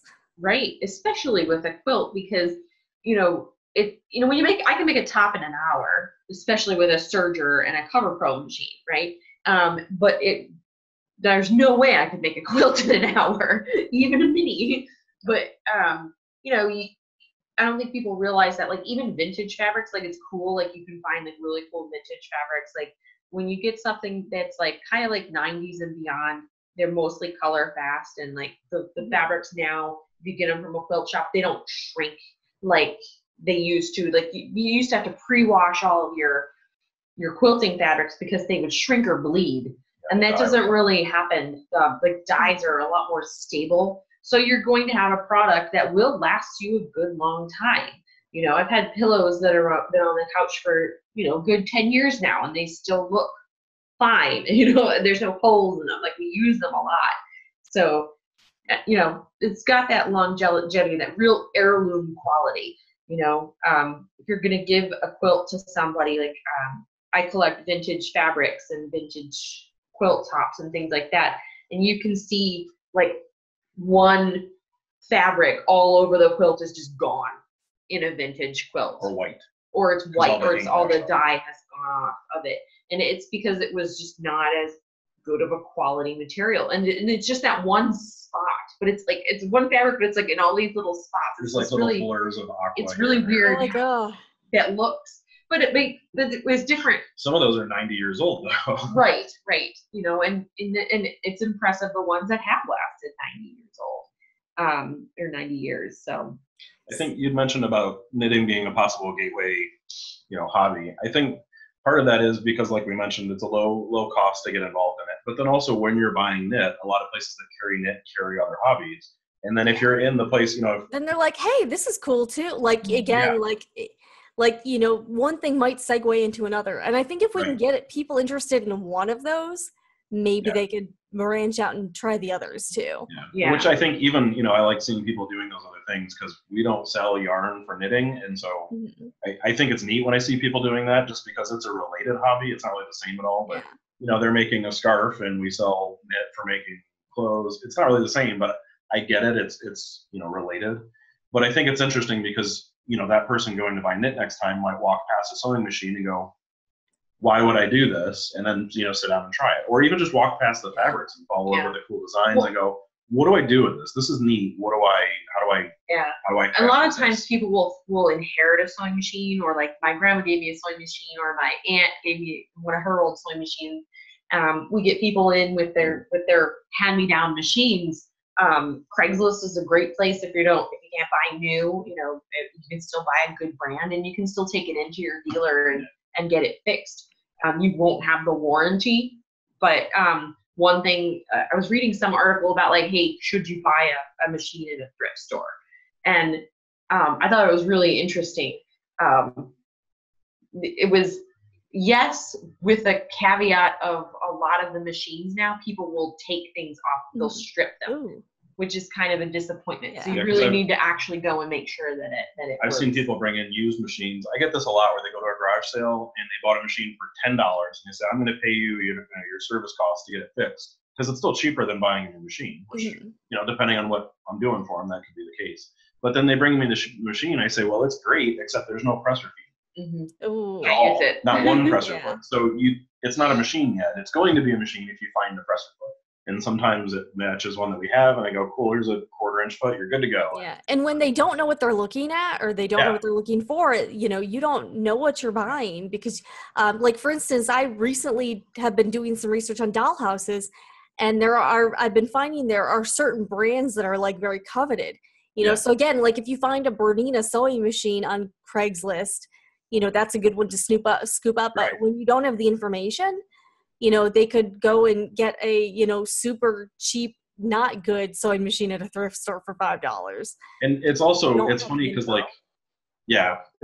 it's funny because so we were doing a machine cleaning sale this last week. And so I saw just all sorts of machines that people brought in. Some of them are machines we've sold to them. Some of them are somebody brought in a featherweight to be cleaned, just all sorts of machines. And so one of them, somebody brought in a Kenmore. And as I'm cleaning it, I'm looking at the different parts on the machine, and it is absolutely a Janome Magnolia, the 12-stitch Magnolia. Right. Just looking at the parts, it's the same exact machine, because a lot of manufacturers either got bought by somebody else, or they don't actually manufacture their own machines anymore. Yeah. They're just getting like the name on it. Yep. Somebody brought in a Singer that has about 150 stitches. It's all metal, has a tension knob. Wow. And we carry it, and I know who makes it. Singer. Yeah. So it's interesting, and so knowing a little bit about it helps. We have one lady who goes to garage sales, knows which ones are worth getting and which aren't. We'll buy a machine for a friend, so she'll look at it and go, okay, that's cool. A $20 machine, and she'll tell her friend, I found one, it's $20, it's yours. So that's a good way to help people get into sewing too, is if you can find really good bargains on machines, get them fixed up, and then give them or sell them very cheaply to people Yeah. That's actually a good idea. And we take trade-ins, and most dealers do. That's something where you can always go in and say, like, I'm looking for a starter machine. This is what my budget is. You can even put your name on a list, and when something pops up, they can help you with that, which it helps both ends too, because you're getting a machine for cheaper. And then other people will come in and say, I want to sew, but I don't want to spend $500. And if I can sew for like a week or two, maybe I treat myself. And I go, great, here's $100 trade-in that somebody has. It's not great, but it'll last you a year. And Nice. buy yourself something nice. And well, and like I've always thought, like, when you start to sew, you either decide you like it or you really, really get it. You know, you don't like it or you really, really get into it. You'll know real quick. So we put in a trade up policy. So if you came in and you bought a $200 sewing machine and then you decided you really liked sewing, you could trade up. You give us that machine back and you get all the money that you paid towards a new machine that's of a higher value. Yeah. Because I don't want you to think that you're stuck with a machine that doesn't have all the features that you like. Some people are like, oh, I don't know if I would really want a thread cutter, and then like 2 months later you think, boy, I should have bought the machine with the thread cutter. Or they show up at like one of our retreats and they get to use one, you know, they rent one of the machines and they go, this is really nice, I bought a $300 you're like, this is way nicer than my machine. Yeah. And sometimes they say, well, I wish I wouldn't have bought the old one. Well, now you don't have got to, no regret. Yeah, I had somebody, they bought the Cover Pro machine. They bought the 900, the CPX 900, and they're like, I really wish that I would have gotten the CPX 1000 so I could have that skinny, the skinnier hem on it. And I was like, oh, did you buy it with us? And she was like, no. And I was like, oh. Because she could have upgraded her machine for the same $100 upgrade, you know, like. So I don't know. The dealers will always have like their own special things that they do. Obviously, we want you to shop with us, but you know, I also want people to sew. You know. Yeah. Now, after being in this industry for several years, do you guys have any thoughts on things that overall the sewing industry could do to thrive more, to get new customers? Like, I know you have, I know we've talked about this a lot over the few years I've known you. Yeah. And one thing I really appreciate about both of you is how honest you are and just how real you are about like the business side. You're not like, oh, everything's super perfect. You guys really, know what's up. And a lot of the things you've told me over the years, I found to be absolutely true. So, things about blogging and just things about the industry. So I was just wondering if you have any thoughts. Obviously, the sewing industry right now, and it has been for a while. It's definitely not really growing and thriving. Obviously, we've seen businesses merge and close, and a lot of these quilt shops, unfortunately, are not making it. What do you feel like the industry needs to do to overall get a little healthier and maybe start to experience some growth? We need to have just a higher level of business acumen. A lot of the people who run I mean, I'm no offense to hobbyists who turn business people, but there's not a whole lot of like professional. There's sometimes some not professional things that happen in the industry. People aren't getting paid what they should get paid. There's a lot of technology divide, unfortunately. Like there's a lot of people. All of our vendors still take fax orders. Like, and you were saying it's even hard to order fabric wholesale online. Like, yeah, not all of the manufacturers have functional websites. If you go to our website and you're trying to find, Kona in white, it'll tell you how much Kona in white I have, and that's usually pretty close. Sometimes the bolt is listed wrong; it's off by a little bit. But if I had, say, 2,000 yards of it, I could tell you, yeah, I've got plenty. You're good. If you try and buy it from a manufacturer, and some are better than others, but mostly I don't know if they have it or not. And sometimes I don't know till the shipment arrives a month later sometimes, and it's just not in the box. It's interesting the way that like a lot of other industries work. Like if you were to order a product from a website, like you as a customer, you would go to Amazon, you would buy a product, and then it would show up at your house 2 days later. That doesn't happen in the manufacturing world. One of the big things is that none of the fabric is made in America. Like it's just not. We don't have the mills to do that anymore. A lot of the mills that we used to have, we sold overseas, like denim. We don't make denim anymore. I think our last denim mill closed this year or last year. What was that documentary watch? Oh yeah, there's one on. I don't know why I keep saying stuff about denim because we watched the denim documentary on Netflix. It was really interesting. But I think one of the things that have to happen is a lot of the practices that have been around for a really long time are going to have to change.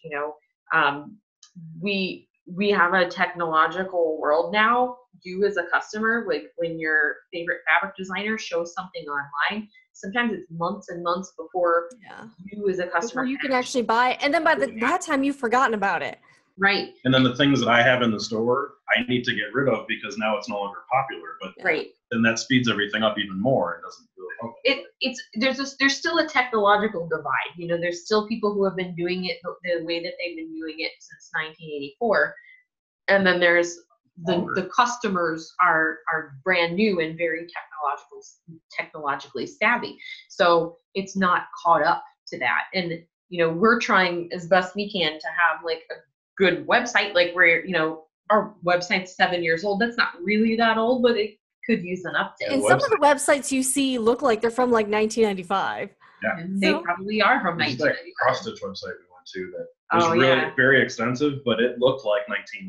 It was really bad. And but at the same time, they had all the tools for buying cross-stitch materials. And it was really interesting looking at it. And I think over time you'll get more, like it's just easier to make a website now than it was 10 years ago. Oh yeah. You know, like I know some computer programming because that was my first major in college, but you know, you can do a lot more drag and drop now. Like I swear I get an ad for Wix every other day. You know, like there's all of these really cool things that we can do. And I think as an industry as a whole, just realizing that it's, I don't know, like elevating things just a little bit more, and not to sound too master chefy, but like, you know, like Do you want to play? It's, you know, it's quilting elevated or sewing elevated, you know, like just because you make your own clothes doesn't mean that you have to look frumpy. You know, I think sometimes people get that like handmade in their head and they're like, this is going to look like macaroni glued to a picture frame, you know, and that's the type of myth that we have to dispel from people's minds. Like that making something in a manufacturing, you know, if it's made overseas by a robot, that doesn't make it better. It makes it different. It changes the cost. It doesn't change what you can do. Right. Because there's nothing that you can buy that you can't make. Somebody made everything that's out there. So if you get nice quality anything, you can make that. Yeah, and even in somebody who's intimidated, like, well, I never went to art school. I would never know what colors to use. Like, but that's a learned thing. I didn't go to art school, and I learned it, you know, just by trial and error and practice and things like that, you know, and reading books about it, like, or blogs. There's so much content out there, like almost too much. Yeah, and it's free, and most of it's free too. Yeah, most of it is free, you know, like, and a lot of libraries are excellent resources. Like they have huge crafting book sections, like especially like our libraries out here, like they get all of the new books, you know, new like, releases and everything. Like, and between the books of the machines, like there's a lot of things where you don't have I need to go to the I clearly need to go to the library. But it's funny, well, it's really interesting because there's a branch right by us where there's actually a coffee shop. I forget which chain it is, but some major chain in the library. Wow. Which is weird, but there's coffee shops in every. It's like Barnes and Nobles, but it's free. Yeah, but you know what? People hang out in Barnes. Nobles. People hang out there. It's a destination, and so I started going to the library. They have little rooms you can go check out. So I do work in the library. You can get a coffee, hang out. You know, there's a kids section with iPads. It's not the way that you picture. Just like with sewing, isn't what you picture when somebody that doesn't sew sees. You know, hears about sewing. It's the same thing with a library. And I think those are tools that you're paying for with tax dollars. You should use them. Right. Yeah. You know, that's interesting you say that you can rent sewing machines at the library. You know, it would actually be kind of cool to have more programs like that where maybe you can sew at the lot, you can get a sewing machine and sew there or something, you know, like just something where people can try it out without having to commit to the purchase yet to see if they like it. And the other thing that's neat about that too is that they teach classes, and if you want to, because we asked like, well, can we come teach classes there and get in front of your audience? And they said, yeah, the only stipulation is it has to be open to the public. It has to be free. But that's nice for the, you know, for the consumer. And that's like marketing for you guys too. Yeah. Is that, hey, we're Brenda and Jason. We own a fabric and sewing machine store. Yeah. If you have questions, come find me. I'm there 7 days a week. Like, very cool. This is where I am. Because I was actually kind of thinking about trying to do something like that, just trying to help people. At least I'm not a sewing expert, but I could help someone use a sewing machine. Right. So I was even thinking about trying to do something in person to just help people if they wanted to know more about it. Yeah. You know, I think another thing to your original question of what could the industry do, I think it seems like a lot of the time there's an emphasis on business, what's good for my store, what's good for my manufacturing brand, and what's going to help me turn over, a bigger profit 1 year, or even just, stem the flow of things decreasing. And I think what a lot of us in this side of the industry see is that we kind of lose sight of what the customer wants. Yeah. Because all of this is for someone to buy fabric and then sew and make a quilt or a shirt or whatever, pass that down. And I think if you lose sight of what the goal is, if you don't know what your goal is, then you're moving, but who knows in what direction. And I think a lot of manufacturers will come up with a lot of fabric so that they can make you buy from them instead of some other person, but you don't necessarily want that as a customer. And so it's not always with the best intention of, what the goal is. Because if the goal is to get more people to sew, giving them too many options isn't going to help. It's going to make it harder. Same thing with machines, same thing with craft stores. There's a limit to what you can take in. And I think trying to figure out what is your goal and what gets everybody happier. Because if everybody across the industry, if there was twice as many people sewing and I had the same piece of the pie, I'm great with that. Yeah. But exactly. if I try and do something that hurts the industry so that I can make a little bit more money, that doesn't help anyone. No, and you know what? That's a really, really good point. And yeah, like I think the goal that every business should be to get more people sewing. Yeah. And I did have an idea. I was talking about this with Denise Wild a little while ago. I feel like I think sewing machine manufacturers over the long term would be good having kind of like a loss leader, like sort of like how people got they would offer free phones, but you had to pay for the service. Right. They need a good sewing machine that's very affordable that can almost just be like to get people to do it. Even if the machine was $100 and they ate the cost, that customer would start sewing and then they might buy a $5,000 sewing machine later on. And there's some brands that do that to an extent where they have, I don't know if it's necessarily a loss leader, but there's some that are very inexpensive machines with the intention of get it into someone's hand. Yeah. But again, it kind of comes back to you get what you pay for. And so how much of a loss leader is it? Are they selling it at their cost? Are they actually losing money? Because really it the same way I would tell somebody don't buy a machine that, don't cheap out on it, otherwise you're not going to like it. It has to be a big enough of a loss leader that it's still like a decent, it would have to be a decent machine, but being sold at a price that would be appealing to people. Because if it's a $500 machine sold for $200, they're losing a bunch of money, and people will be very happy with that machine. But then also, if the goal is to make them buy a $5,000 machine later, it can't be so good so as to dissuade them from buying one. But there's a lot of room, I think. It'd be an interesting concept because there's other people that do that. But even in the cell phone industry, because I used to work at T-Mobile, you would still have a plan that went along with it or you would rent. Now it's like a phone rental and you have to turn it back in, or you have to pay for it over time and things like that. Or you're in a contract of you'll buy the sewing machine for 2 years, but you have to pay a monthly fee. Or you get you end up paying I feel like a business like Craftsy could do this. They have the subscription model. If you commit to a 2-year subscription, you get a sewing machine for $50. Something just to get, we just need to get sewing machines into people's hands and also teach them how to use it. Give them the right information and give them good instructions so that they don't just let it sit in the box in the closet. It's different. Sewing machines are very different now than they were in the past. I was doing some research on pricing because a lot of people come in and they're like, well, it used to be that sewing machines were cheap. And it's no. I had Rita ask me the other day, why are they so expensive? It's not.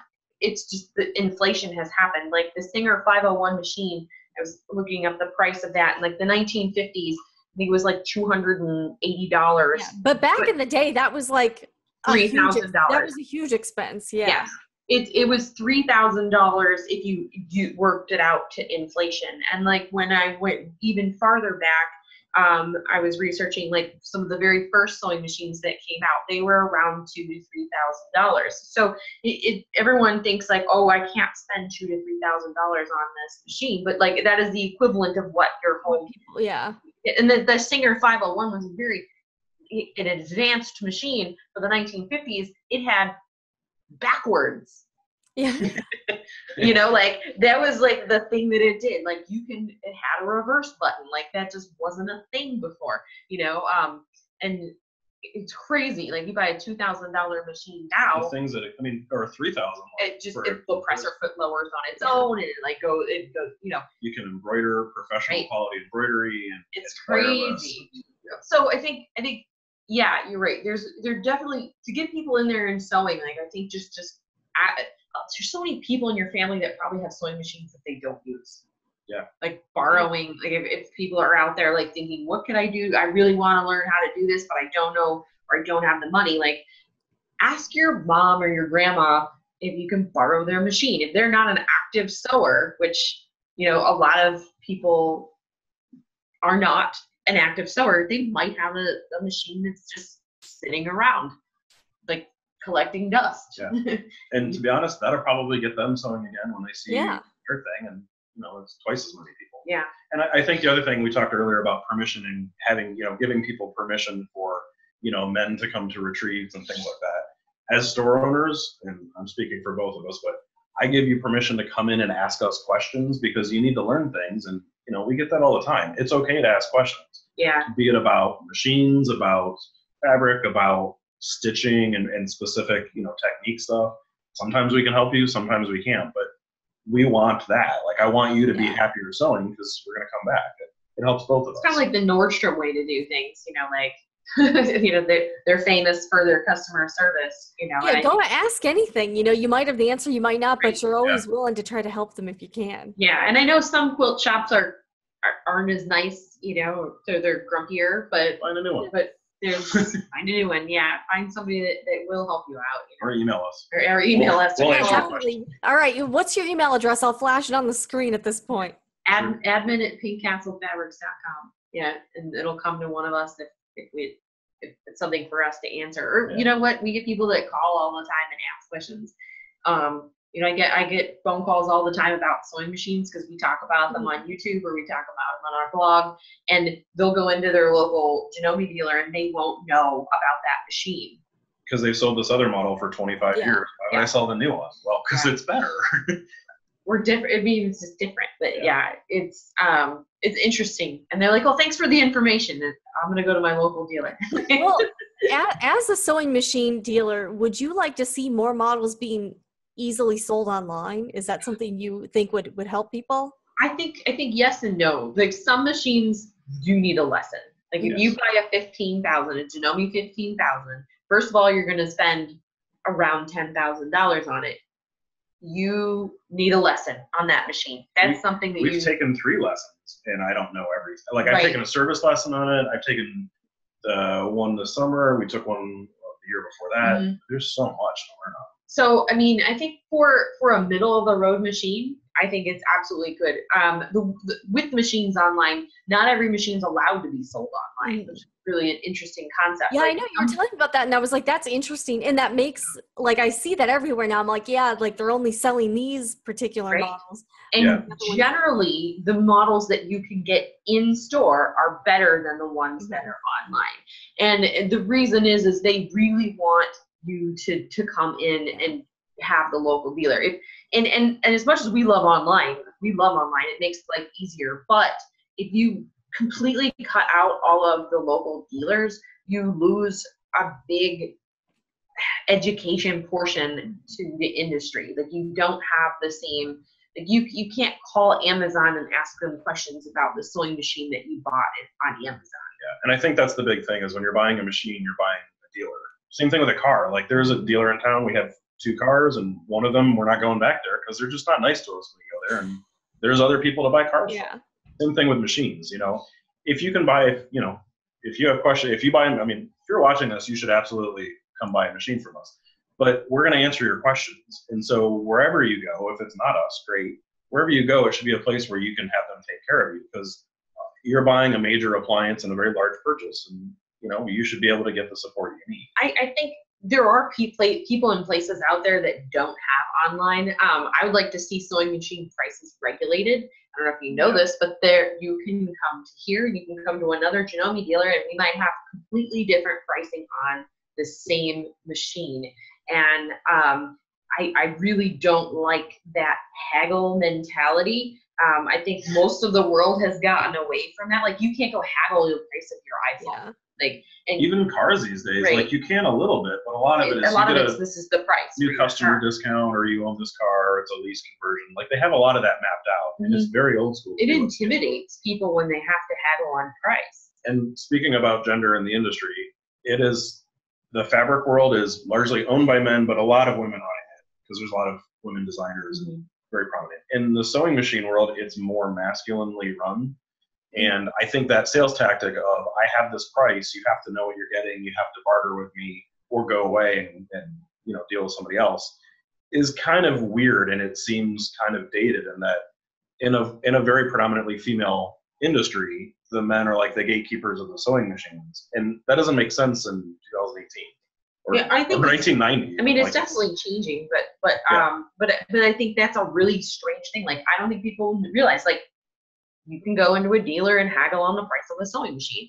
We do not do haggle prices. I don't like that. I just give you my low. They're like, this is what every husband comes in and they're like, is that your lowest price? Can you give me your lowest price? Is this the best deal? What if I pay that cash? You can give me? What if I pay cash? What if I pay cash? I like it's same still, deal. It's still going on my taxes, Yeah. so it's still going to be. But like, it's very, it's very interesting that that still exists. And I think the more that we are able to do things online, the more we'll see a price regulation. Like, for example, all the online machines through most of the dealers have a mapped price. So you cannot go below this price. If a dealer is telling you something below that price, they're doing something illegal and could get their dealership taken away. And because they're really trying to level the playing field. Otherwise, if you do everything just online, the people who have the most money to buy the most AdWords are always going to win. Just like with Amazon. So you can buy the Amazon box and it's a bidding war. And then anybody who has the most money for, you take away a lot of opportunity for like the mom and pop shop. Which I think is the fabric world is basically like the book world of the 1990s, where it's kind of consolidating and you have big box stores. And it's really easy to say the lowest price is on Amazon, I'm just going to buy it. But I can tell you what one of 3 stores you're buying it from if you buy it on Amazon. It's not Amazon because they don't sell sewing machines. Yeah. But you're buying it from a different store, and those stores continue to get bigger. And if they're taking care of you and answering your questions and giving you good customer service, they deserve your money. And if they're not, they don't. And so I think people forget how much power they have in that equation, and they need to not do that. Otherwise, name 4 bookstores. You lose that option. Do you have any thoughts on, like, I'll admit I'm a little bit of a lazy person in terms of shopping. I do not like going to physical stores. I prefer to shop online. And I think there's, like, with this whole Amazon movement, a lot of people are expecting to be able to get anything they want delivered at home without having to go anywhere. How do you feel like the sewing machine industry could reach out more to those people that they're never, like, let's be honest, they're never going to go to a sewing machine dealer in person, but they love shopping online. How do you feel like the industry could maybe try to reach out to them and get them to maybe purchase? Well, and I think a lot of that is kind of already happening. Like, we're trying to, it takes a lot of time and effort to put together like videos and things like that. We've done some videos in the past about, sewing machines and things like that. And it really should come from manufacturer level. Yeah. The manufacturer should say, like, hey, this is the brand new XYZ machine, and this is the closest place to you. Or, and I've seen this on some places where, you could buy it from maybe Genomi's website and then it's shipped from your local dealer. There's a whole mess of reasons why that will work and won't work. But, it's hard to do things with all of the different like levels of where you can get things and really make it efficient and affordable online. Like, well, some of those too, I think, is a question of, like, you can't have your car delivered to your house from Amazon. Like, not everything should be purchased online. And if your expectation is I'm buying pens, and the pen just needs to be, you know, Bic with blue ink, it doesn't really matter. Yeah. I know what pens look like. But if you want to test drive a car, you have to leave your house. You know, even if you're going to buy TVs or something on Amazon, that's a larger purchase, but you know what, like I know what brands I'm going to go shop. I like Samsung TVs. I like, you know, you have to have at least some of that idea figured out, and you won't know that until you do some pre-shopping. At least see what's available. I think it'll be interesting to see what happens in the next couple of years, because you're right. That people are, I'm lazy. I will order something online if I can, because then I don't have to take time out of my busy schedule to go do the thing, it's an inconvenience to go to the store. And life is exhausting. Life is exhausting. Like, we were supposed to have it easy in 2018. But it feels like there's more pressure than ever before. Like, especially for you as parents. Like I feel like there's just too much stuff out there, like that you're expected to do, or that you feel like everyone else is doing. I don't know. Like, life is not simple. Like, and now there is a movement, I think, for simplicity, and I like that. You know, I do see people moving in that direction, and I'm definitely probably one of them. But it does seem like in 2018, you're right. Like, it's not like, you know, like, didn't we envision this society where like no one had to work and you know, everything was made for us, you know, and everything was machines were so productive. No one had to do anything. That's not true at all. Most of the time that I was thinking about this the other day, and like a lot of my time is eaten up by little things like this broke. I have to go through 8 steps. Remember how you used to be able to call someone and someone would answer the phone? Like, it's just not that. Just like the reordering medication takes like a half an hour of my time. Driving, traffic. Right. There's a lot of even in the simplicity, like the trying to pare down of things and making it easy and cost efficient kind of makes it more difficult to do things sometimes. Like the self-checkout aisle at the grocery store. Oh my God, I hate that too. It is not easy. No, and it's not only that it's not easy, it's an extra 15 minutes, and then the scanner doesn't work the same for you as a used scanner as, you know, if you watch sometimes when you go to a grocery store, you go to a grocery store and you start scanning stuff, you know, the person, if you have a person, will just scan item after item after item, and they can do it as fast as they want. And you have to wait for the light to turn green before you can scan the thing, otherwise it doesn't scan. It's artificially slow, and it's just not as convenient as it could be. And something will go wrong, and then it's like requires manager, like if you're buying wine or something, you need, you know, it's not, I had never choose. There's too many things on the belt. Yeah. It's like, you're right. It's not like, we've tried to like make it more efficient, because then people want low cost groceries, right? So if you want low cost groceries, what they have to do is they have to reduce staff. So now there's less jobs in that town. So because they're not hiring as many people, and then you as a customer is more frustrated that's the cost of your low grocery, your cheap groceries. Those things are the worst. If there's always an option not to use it, I take it. Yeah, I'll wait longer just so I can support that person's savings. It's just a pain.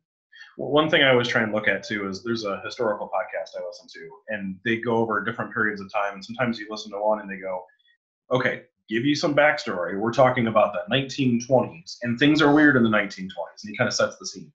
And it's funny because when you listen to it, he reminds you, this is a transitional period of time. This is not the way that it was 30 years before or 30 years later. And so none of this really makes sense yet. But, you know, before that, they did it this way, and in the future, they do it that way.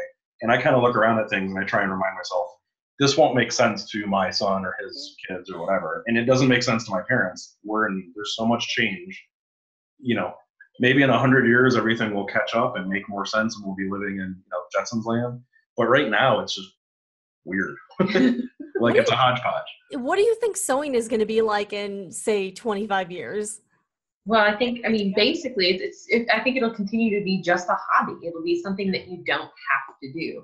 And I think then that gives you a different, you get different things that you make when it's a hobby versus something that you have to do. Because realistically, we're not going to all go back to making our own clothes. Like, it's just Or at least not every garment. No, it's like one of the things I hear as a comment on the channel is, well, they just don't teach home ec in schools anymore. It's like, that is sad, but I don't see us going back to the point where we like, it's like, look, we're not going back there, so we have to move forward. Right. Like, unfortunately, kids are not going to be taught to sew by their parents or school anymore. Yeah, I think if you take the most obvious solution off the table of let's just put home ec back in schools, it's not going to happen. Okay, now what do you do? And that's really the question that people have to look at. But I think we have all these cool resources. Like, I couldn't just Google it, you know, like when I was a kid, remember? Yeah, now we've got the internet. You know, we had to, even when I was in college, like, like I couldn't just Google it. Like, I would have to go and look it up in a journal, you know, and then photocopy 10 cents per copy, like anything that I needed to take back to my dorm room to. And I bet you $50 if you look up in an encyclopedia quilting, there will be like 1, maybe 2 pages explaining what a quilt is, where it originated, some popular quilts. Here's a famous one from this year. Done. It's not going to have, even if you look up sewing terms, probably won't have most of them. So even then you couldn't do it. Right. You had to know, you know, it was knowledge we just kind of all passed down. Well, I mean, think about other things that like people do, like soap making and candle making and things like that. This is all something that you had to do, you know, like if you wanted to have soap, you would make the soap, or somebody in your town would make the soap, and then you would pay them for the soap. And now it's a complete. Oh my gosh. Have you ever seen soap YouTube channels? Oh my gosh, they're so addicting.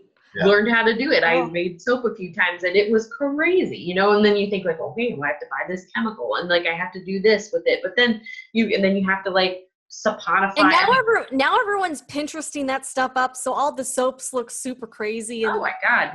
I think it's kind of funny though, like part of that's inspiring in that a lot of that knowledge, no one needs to make soap.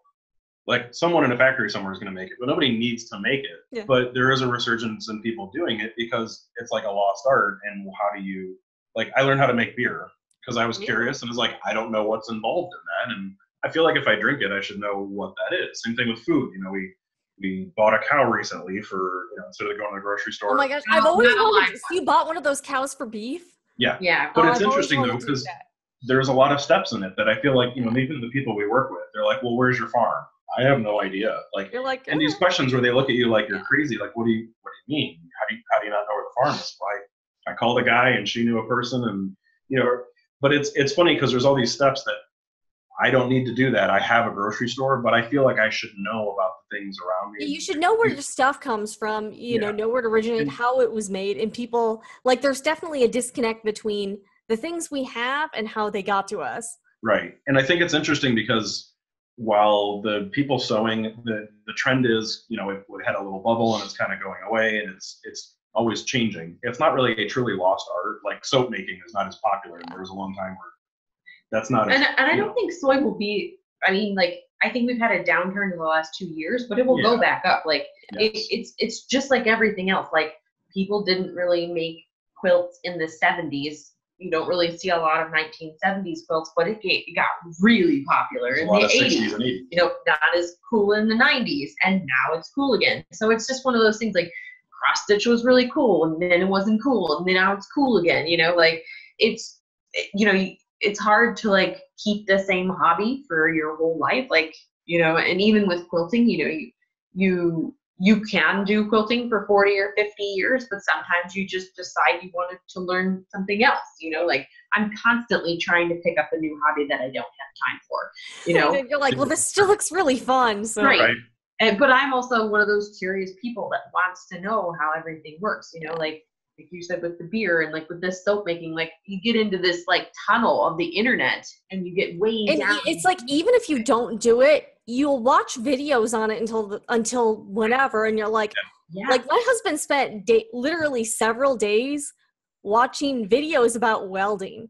Has he welded anything? No, but that did not stop him from watching. Which sounds super weird. Several days straight videos about welding. No, I think that's interesting. But you know how much metal stuff is there around us, and I don't know how that works. I feel like there's so many things. It's such an amazing world, and we're more worried about driving to work and is there traffic and all these stupid things that or the reality of the future we live in. Where at the same time, I could go learn how to weld on the internet for free. Like, exactly. Like the educational, I think the good thing about being in 2018, the educational resources are vast and they're mostly free. If you like, again, I'm taking like basically some free classes about learning about Adobe After Effects. Mm-hmm. Yeah. You know, if this was 20 years ago, I would have had to pay a few $1,000s for like an in-person class. I went to art school. I paid for that class. And you're like, man, I could have learned the same stuff for free. Come on. And all of that information is outdated. Yeah. And your information, like I know how to use After Effects, and at the end of your class or whatever, you're going to know more than I did in my college degree. Like, it's not even like you're getting subpar knowledge. You're getting just a bit of information now than what I got. You know, and if my teacher was late one day, maybe I learned less. But then I think also then that might spur you on to get a class at a university or something like that. You know, like I get into the whole of the internet, and then I decide that I then want to take a class. Like, even though I've got all of that information, just having that permission with somebody standing in front of me, just telling me, like, we went to a sushi making class. We got it as a Christmas gift. And, you know, it's not that we couldn't have figured out on YouTube, like, how to make sushi, but just having somebody in front of you to be able to ask that question for, like, okay, the whole surge of, like, the online class now, where you have an instructor that's giving you the class, just being able to ask that question is more valuable than the free thing. It's just like, you got both options available to you. But, you know, like, I could learn all about wine by reading a book or watching some video, or I could take a wine course where I could actually ask a question to the teacher. I think both are valuable, you know, for just, you know, watching welding videos until 2 o'clock in the morning, just as your curiosity. But then, you know, maybe that turns into something more, and you're like, I saw this video about somebody who made metal sculpture, and I think it'd be really cool to make one. You know, now you maybe go to a class on I'm hoping that's kind of where everything starts going into. And even if people don't do the thing that they're learning about, I think it's just good to learn more about whatever you can. Sure. That's why I try to make my videos with entertainment purposes, because I want people to look at it, even if they don't sew or quilt, they can watch it, still enjoy it, and get something out of it without having to feel like it's like a straight up tutorial. Right. And I think that's something that, you know, and I think that's something that, you know, we could do with in a lot of different areas.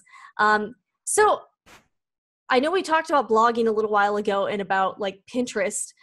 It does kind of feel like in this space, there is a lot of like, not competition, I would say, but like, it seems like there are people like kind of trying to one up each other and like, how awesome do my photos look? Or like, you know, like how much I can do every day. Like, I don't know. It just feels like there's a lot of not pressure, but like it's getting to the point where it doesn't feel aspirational to me. It kind of feels like, like, oh my gosh, like, I don't know. You're like, this can't be real. You got to keep up with somebody who has a lot more time than you do. I do feel that way sometimes. I feel like, you know, I enjoy sewing, and I don't have the time that I used to be able to sew. And, you know, we've got other hobbies that we do. Like, we started taking karate lessons, you know, and that takes up I have to give up some of my sewing time to go and work out, you know.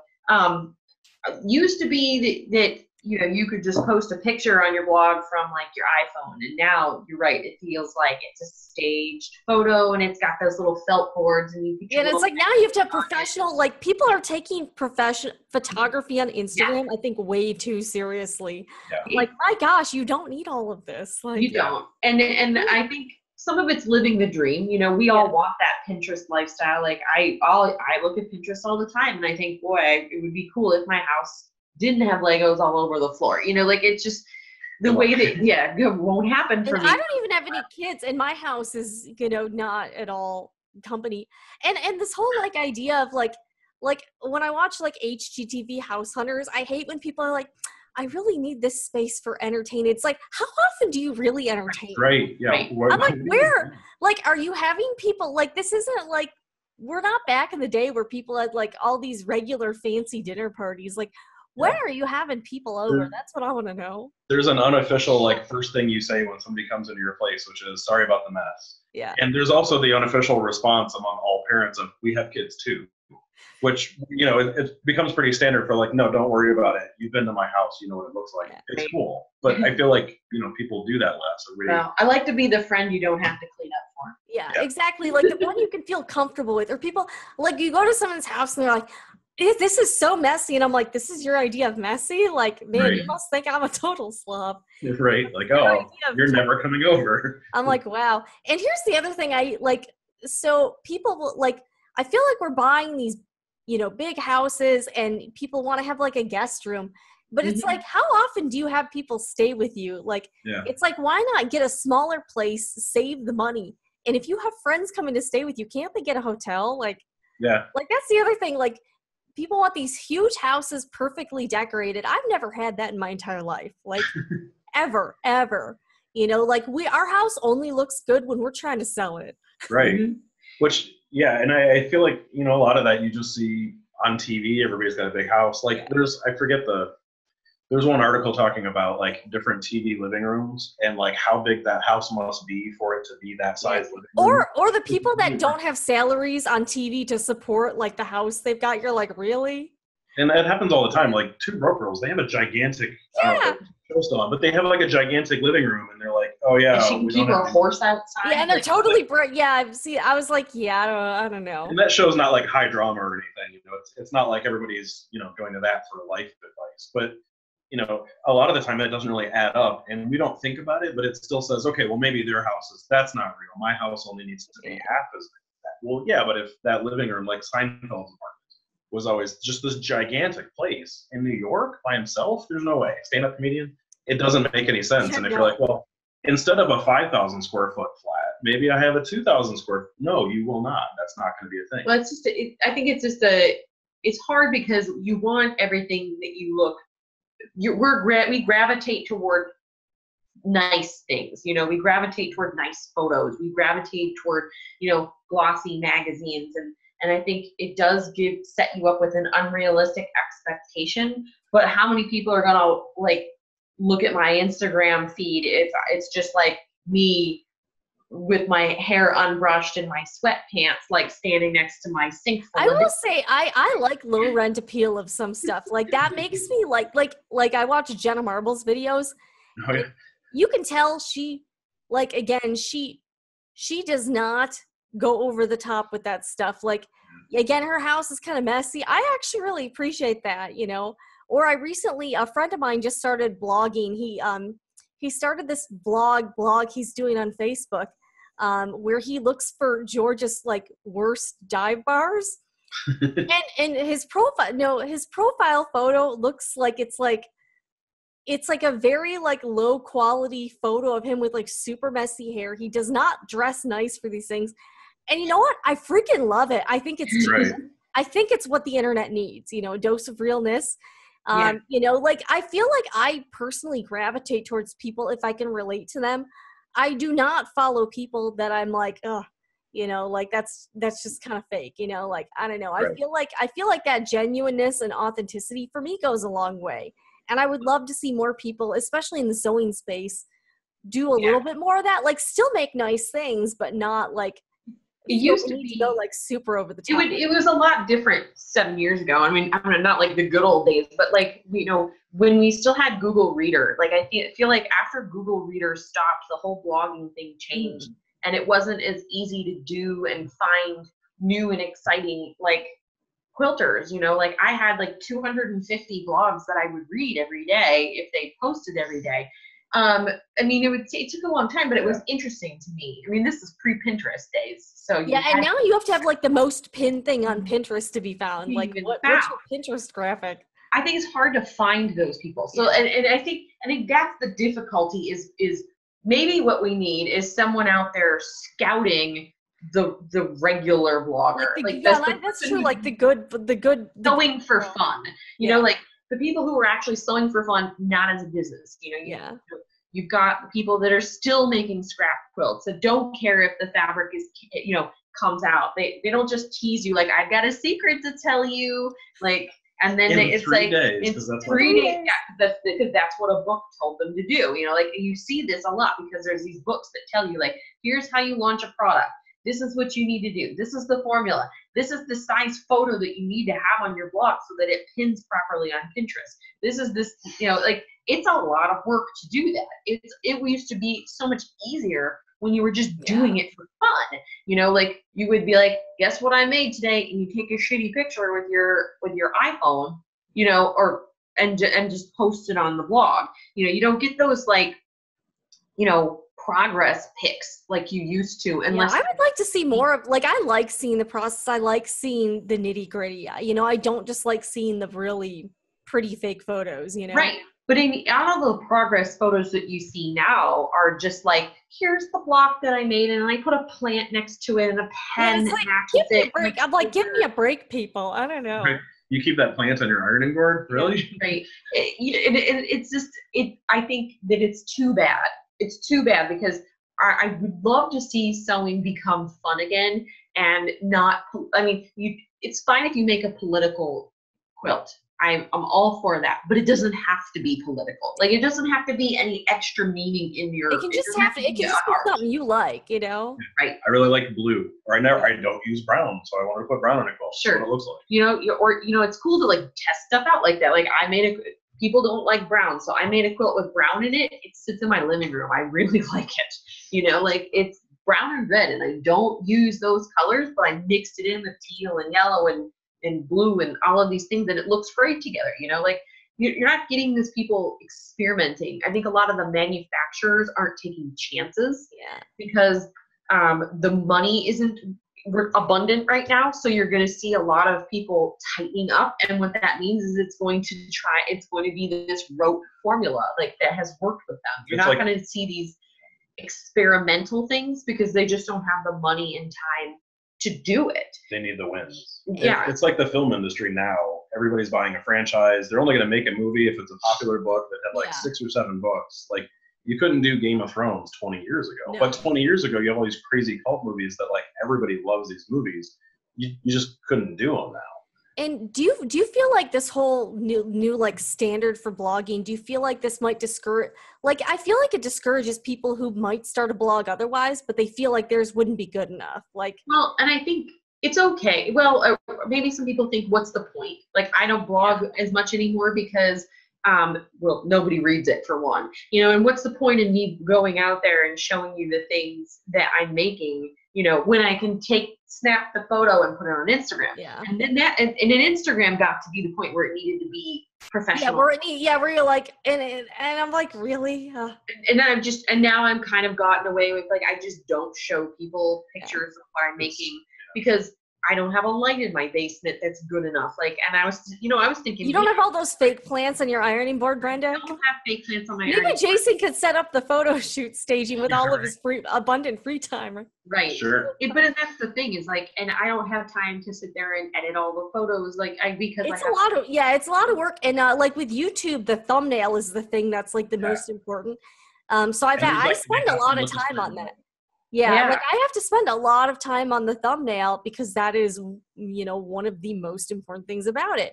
Which is silly, but if you don't, nobody's going to watch it in the first place. And then what's the point? It's sort of, you know, I'm just full of analogies today, but like when it becomes so unattainable and there's so much process that goes into it, it's not really worth investing the time because am I going to do it better than them or even on the same lead? Like you don't see, you know, on the internet, you see new people starting websites all the time because doesn't cost much. It's pretty easy to do. And so that's something that happens. But like, you don't see new car manufacturers all the time because I'm not going to make a better car than, you know, pick your brand, Ford, GM, whoever.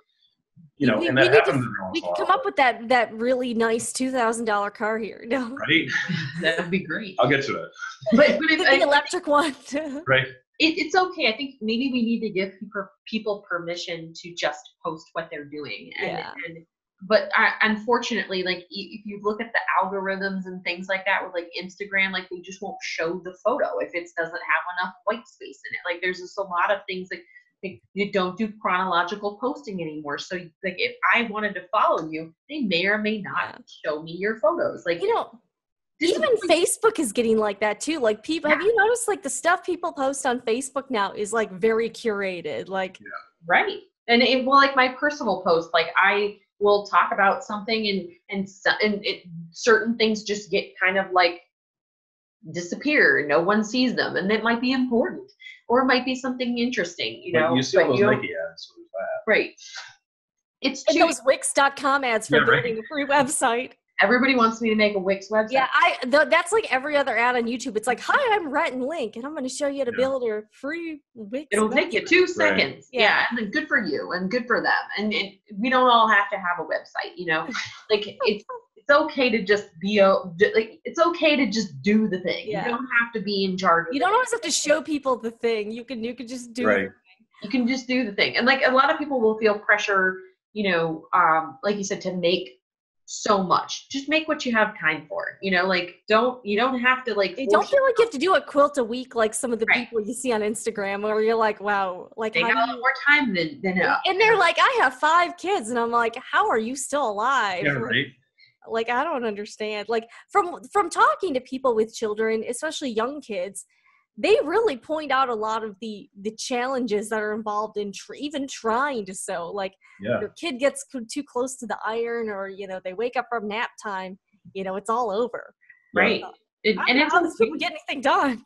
Yeah. But it's okay. Like like some people, you don't even have like I was on Goodreads today and like, they're like, okay, what's your 2018 book challenge? Like how many books do you want to read in 2018? I'm not going to challenge myself to do like, I want to read when I have free time. There's the challenge. Like like obviously we all say we want to sew more, we want to read more, we want to work out more.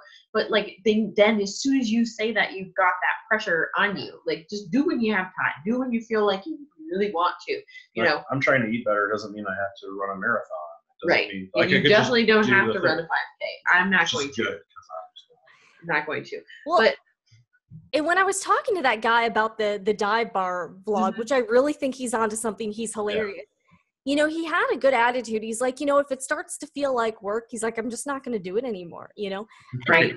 I love seeing people, and I feel like it's those people who are going to be successful at it because they don't feel like they've got that pressure. You know, the ones that are like, you know, I'm just really doing this for fun.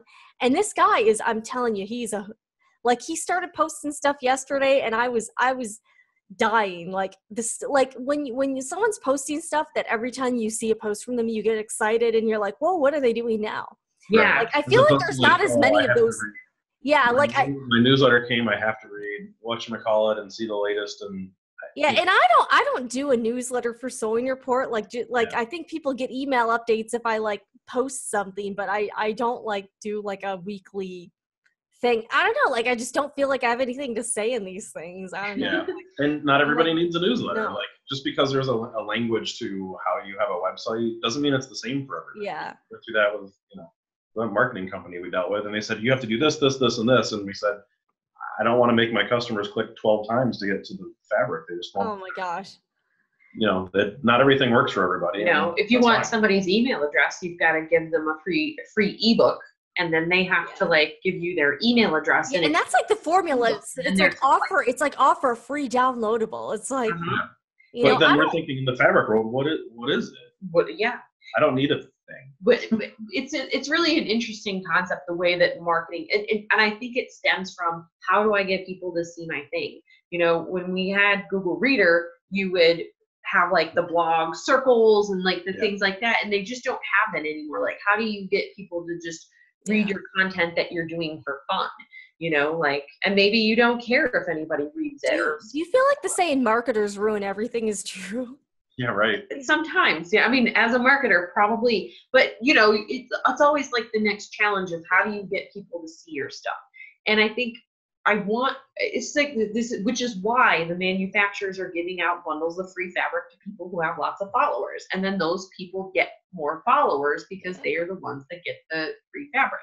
But then you get the fabric and you see the quilts that everybody's made that look just the same because they're making it with just that fabric. You know, you don't get that really spark of like, wow, I really like what you did there. I wouldn't have thought of putting, you know, this purple with this color, you know. Which people love, like, oh, I didn't know that the blue makes it more interesting. Yeah. And then they love looking at those and say, this color matches that. I never would have put those together, but the colors work. Like, we do a bunch of custom bundles where we go through the store and we go, I really like this color and it's got this other one in it. Where can I find that color? And walking through the store, pick out all the prints, and you get a completely different project when you use like any of our, bundles or stash boxes, any of those things. And, it looks very different than when you just go, I'll take the latest whatever by I'll take the latest fat quarter bundle from, whatever. And now, maybe it's good to have those, but you don't have to use them together. It doesn't, it's okay to mix them up. it's not bad to buy a full fat quarter bundle. That's not what I'm saying. Because I make quilts that are scrap quilts, and sometimes if I like the full collection, I make a quilt with the full collection. But I think it's okay to take prints out you don't like. Yeah, I usually buy the prints that I like from the collection, but usually in a collection, I don't like everything. Yeah, it's really hard to like everything in a collection because of the way that the whole process works. Yeah.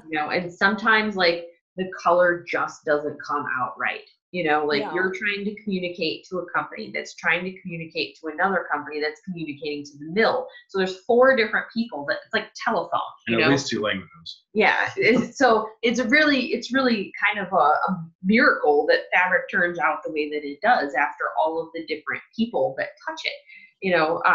It's a long process, but I think it's really kind of a disservice to the industry that we don't have people that are really just like, I'm just doing this for fun. Here's what I made this week. We definitely need more of those folks. The ones that nobody's paying me for this. Yeah. I didn't get any of this fabric for free. But and those are the types of people. There are people that do that. But should be more. There should be. It's too bad that there's not more, or that those people aren't being brought to the forefront. Like there used to be modern day quilts, like Heather Grant, who now works for the Modern Quilt Guild. She used to have a blog, and every day she would just show off somebody's quilt that somebody made that she just liked. Like, it was so cool. Like, and it was just like I just like this. It's kind of like a curated Pinterest board, but there was no Pinterest, but it wasn't. But also not even like, here's all the blue quilts I found. It's just, this was neat. I've never seen anybody do this type of block. Right. Look how they match these colors. Yeah, and now you could stumble upon a new quilt blogger, And we need to talk about all of those Pinterest links where it's like, here's 50 easy sewing projects, and none of them are theirs. Like, it's all like like all they do is basically take other people's content and vomit it out, operate it. Yeah. And that seems kind of inauthentic to me a little bit. Like, I mean, I've clicked on those too, but like, if most, like, I appreciate the bloggers who, at least if they do that, most of the tutorials are theirs. Yeah. But I'm kind of getting tired of seeing like, 25 things you can sew in an hour. Clickbait. Yeah, and it's not like, they're not even really content creators. They're more just like content gatherers. But you went to their site and they got a nickel because you showed up. Right. Yeah. And you and like 500 million other people, like just tons of people. Like it works because it's happening. Right. And it's yes, somebody's doing that to make money and not doing it because they not because they're trying to really give the helpful information. Yeah. Just because it's like, hey, and then every time you want to see one of the other projects, it's like a new page. And I'm like, come on. Like, right. All on the same page. I don't want to click 50 times to get to something. I just leave those sites immediately. I think I do as well, because a lot of the links they're broken. Yes, like they're dead links. Like I like Pinterest for some things. I like looking at the photos on there, I'll admit. But I hate that like at least half of the things you click on don't work. I feel like they need to do a better job of, I mean, they can't click every single link, but maybe you could go 2 links down, and if you have more than whatever % of broken links, it just goes away, because that helps nobody. Yeah, because I was trying to click on stuff yesterday, and like it's like goes nowhere, and it's like, well, I don't want to just see the picture. I want to see other stuff too. It's just not happening. I don't know, Pinterest. I don't know, and people are all over Pinterest, and I go there occasionally, but I don't really like. It's one of those things. It's like you have to go there, but you don't like going there. Yeah, I enjoy it still. It's like a gas station. When Pinterest first started, I enjoyed it a lot more, and I was pinning just for myself. And I still have a personal Pinterest page. Feel free to follow me. It's just a bit frayed, and I don't pin my personal stuff. It's just the stuff that I like. Just stuff that you actually enjoy, not like not the self-promotion stuff. I didn't curate any Pinterest boards to make money. I just did it with stuff that I like. I think I have like 2,000 quilts that I like on a board. Some of them are duplicates because I liked them twice. Like, I don't go through and adjust anything. But then when I do want inspiration, I do go back to it. Like, the whole concept of blogs and Pinterest and social media is great. And I think there's definitely ways that we can go out and get back to the whole, like, let's do this for fun type thing. A couple of years ago, a couple friends of mine and I decided we were just going to make a scrap quilt for fun. And we took a free online tutorial of scrappy trips around the world. And one of my friends, I started making that quilt at the same time as someone else, not knowing about it. I must have seen someone else's and they must have seen somebody else's, and so then it kind of got to this whole thing. So if you look at hashtag scrappy trips around the world, or scrappy trip along, that's what the hashtag is, on Instagram, there's like thousands and thousands of people. Oh, I've always wanted to make one of those. It looks like fun. It looks like a fun. It's easy, but it was kind of a cool, like, organic movement that went viral without being a planned quilt along. Now people are really trying to plan out these hashtags, like, right, everyone using. And it was just kind of like a perfect storm of how it happened. Like, there's no way you could ever recreate it. Yeah. Like, there was no pressure. It was just for fun. It was just like, I got inspired by something. You got inspired by something. Everybody just got inspired by something. Nobody made any money off of it. Nobody made any money off of it. It was no profit. It was just for fun. I wish there was, like, so here I do have some beef with some of, like, the traditional blogging ways of making money. I feel like I wish there was a different business model around that besides just, like, the whole, like, you get sponsors from people and work with brands. Like, I don't know, like, because it seems like you get people all promoting the same thing at the same time. Yeah. Because there's some everyone's using the same fabric line, and you're like, okay, You're like, oh, I guess this is coming out. You're like, all right, yeah. It's like they've got the blog tour thing. I would love to see, like, more people being able to make at least some side income from it, but maybe in a different way so that people could have some more, like, freedom of expression without feeling like they've got to. With it being a little less commercial. I think that has to come from the blogger. I think that you can accept free things, and I think that's okay. But with the caveat of, I'm going to do this however I want. I have offered my fabric to people, and if they say that, just, as long as they're honest with me and they just say, like, okay, I'm not going to mix this. I'm not going to make something with just this, I'm like, that's fine. Or I'm not going to give you a glowing review because you gave this to me for free. And I think that's on the bloggers. Like, they have to say, like, look, I will accept said product for money, but I will give an honest opinion. And then they have to follow through and actually give an honest opinion. And not worry about what the brand is going to think about.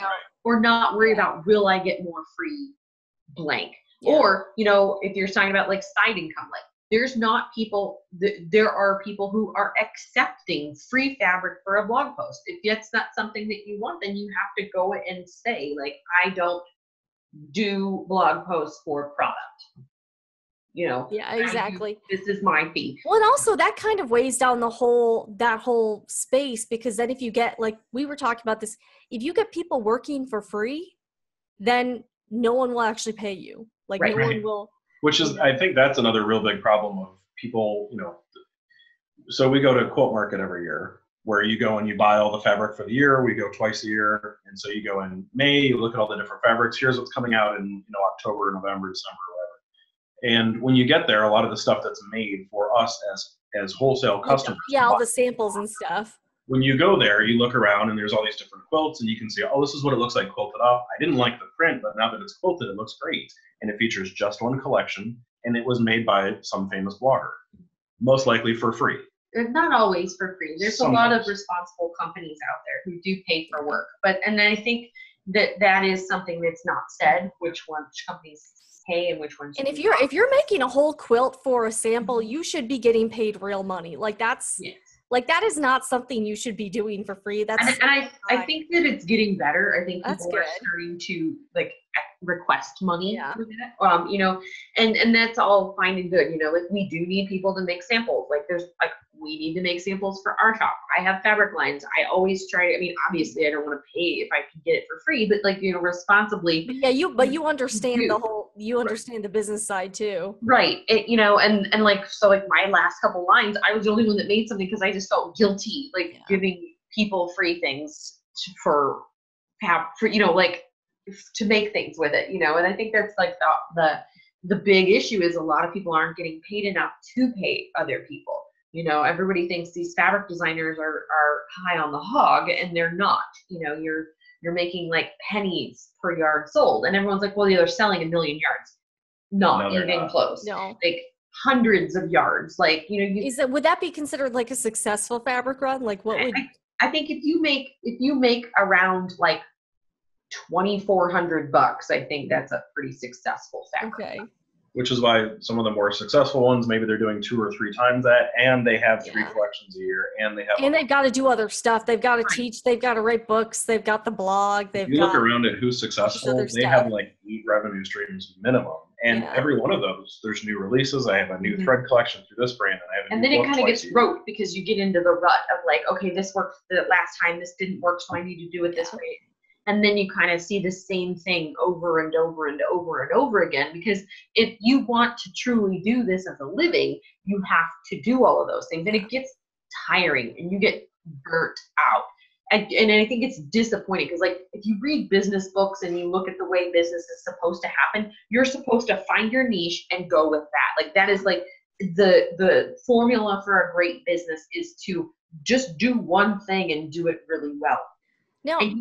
You can't be a great teacher, a great author, a great fabric designer, a great, you know, quilt maker, put your quilts in quilt shows, and make your own Pinterest page and your Instagram and sell all your own fabric. You're not going to be, exactly. You're going to kind of spread yourself thin. I do think the people who are doing the pattern, selling the patterns, I think that's kind of smart because at least that's a form of like passive income. Yeah. You know, you only have to do it once. And then you can, you know, like it's not like something like where you have to keep writing new books. At least you don't have to keep writing a new pattern, but you do have to keep making it in current fabric. That's true. That's true. And I was having a discussion with one of my friends that's a pattern designer, and I said, I'm tired of seeing patterns come into the shop that have a line of fabric that they got for free on the front of the pattern, because now as soon as that line of fabric is passé, that pattern is passé. You know, if you make it a scrap quilt or put whatever you wanted in there, then there's always something that you can find that's similar to it. But if it's a legit, like this is my line of fabric, like you're gonna have to redo it. And especially if that fabric is no longer available anymore, then people are like they can't envision it.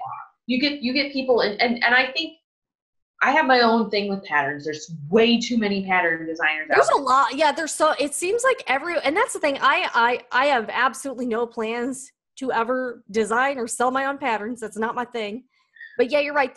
There's almost like too many people doing it. It's like you can't get any market share because everyone has a pattern line now. Right. And not all of them are good. Like I was reading through a pattern with a customer, and it was not the easiest way to put the pattern together. And this was a big pattern designer, like who does make a living with their patterns. And it was like, it wasn't the easiest way to do the thing. Like you had to cut out like 105 pieces. Oh, geez. And they were very, very small, where you could have just stripped pieces. Yeah, you could have done that instead of doing that. And also some of the indie patterns are kind of pricey too, especially when you compare it to the big four. Yeah. You know, like the calls of a sale for $1.99, and then there's a similar indie pattern for $14.99, and you're like, I think the good thing about the indie patterns is I think they give you more instruction than the McCall's patterns and the big four that you can get. Usually, you know, they a lot of the people, especially with garment, the bigger indie garment pattern makers do a really nice job of following it up with blog content to help you with like the sew along and everything. Or they'll have video, or like they'll have like Sarah Lawson has the video instruction, which I think is a really smart idea. Because then you're able to get like if I have a hard time making a $1.99 McCall's dress, there's really not a whole lot of options out there for that specific pattern for me. Plus, they've got so much. The catalog is so big that it, you know, it kind of it's a very overwhelming experience trying to go buy patterns that way, and they don't always fit my body type.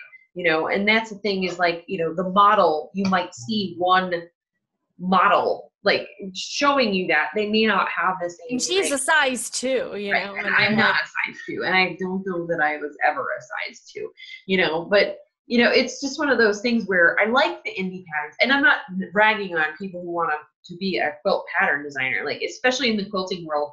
There's just so many people trying to do the same. And as a consumer, there's only so many patterns and fabric you can buy. Like, you know, again, we only have so much time. And quilting is something, unlike garments, quilts often take a lot longer to do.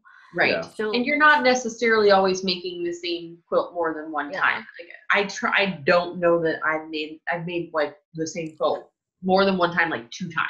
You know, like I'm interested in a new pattern. You want to do something different for the next one. And you buying a $20 quilt pattern that you use once.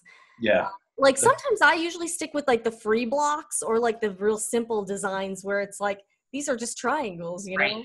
Yeah. But really where you get that, like, so like, let's talk about events again, like stitch a lot. Like when we have this stitch a lot, like you might have access to the type of pattern or thing that we're doing in the class, but the tips that you learn from the people who have been doing it for a really long time are invaluable. Yeah. You know? My God, I know how to thread a needle of any, you know, you lick the needle, not the thread. Right. Like stupid stuff. I learned that from Sarah Felke in Australia. Right. You lick the needle? Okay, I'll have to try. You get the needle wet, not the thread, because when you put the thread into the needle, the meniscus, which is like the membrane of fabric, or the membrane of liquid, will actually, as soon as the fabric touches it, grabs it and pulls it through. As opposed to if you have the wet thread, you got to put it through. It's like limp and won't go.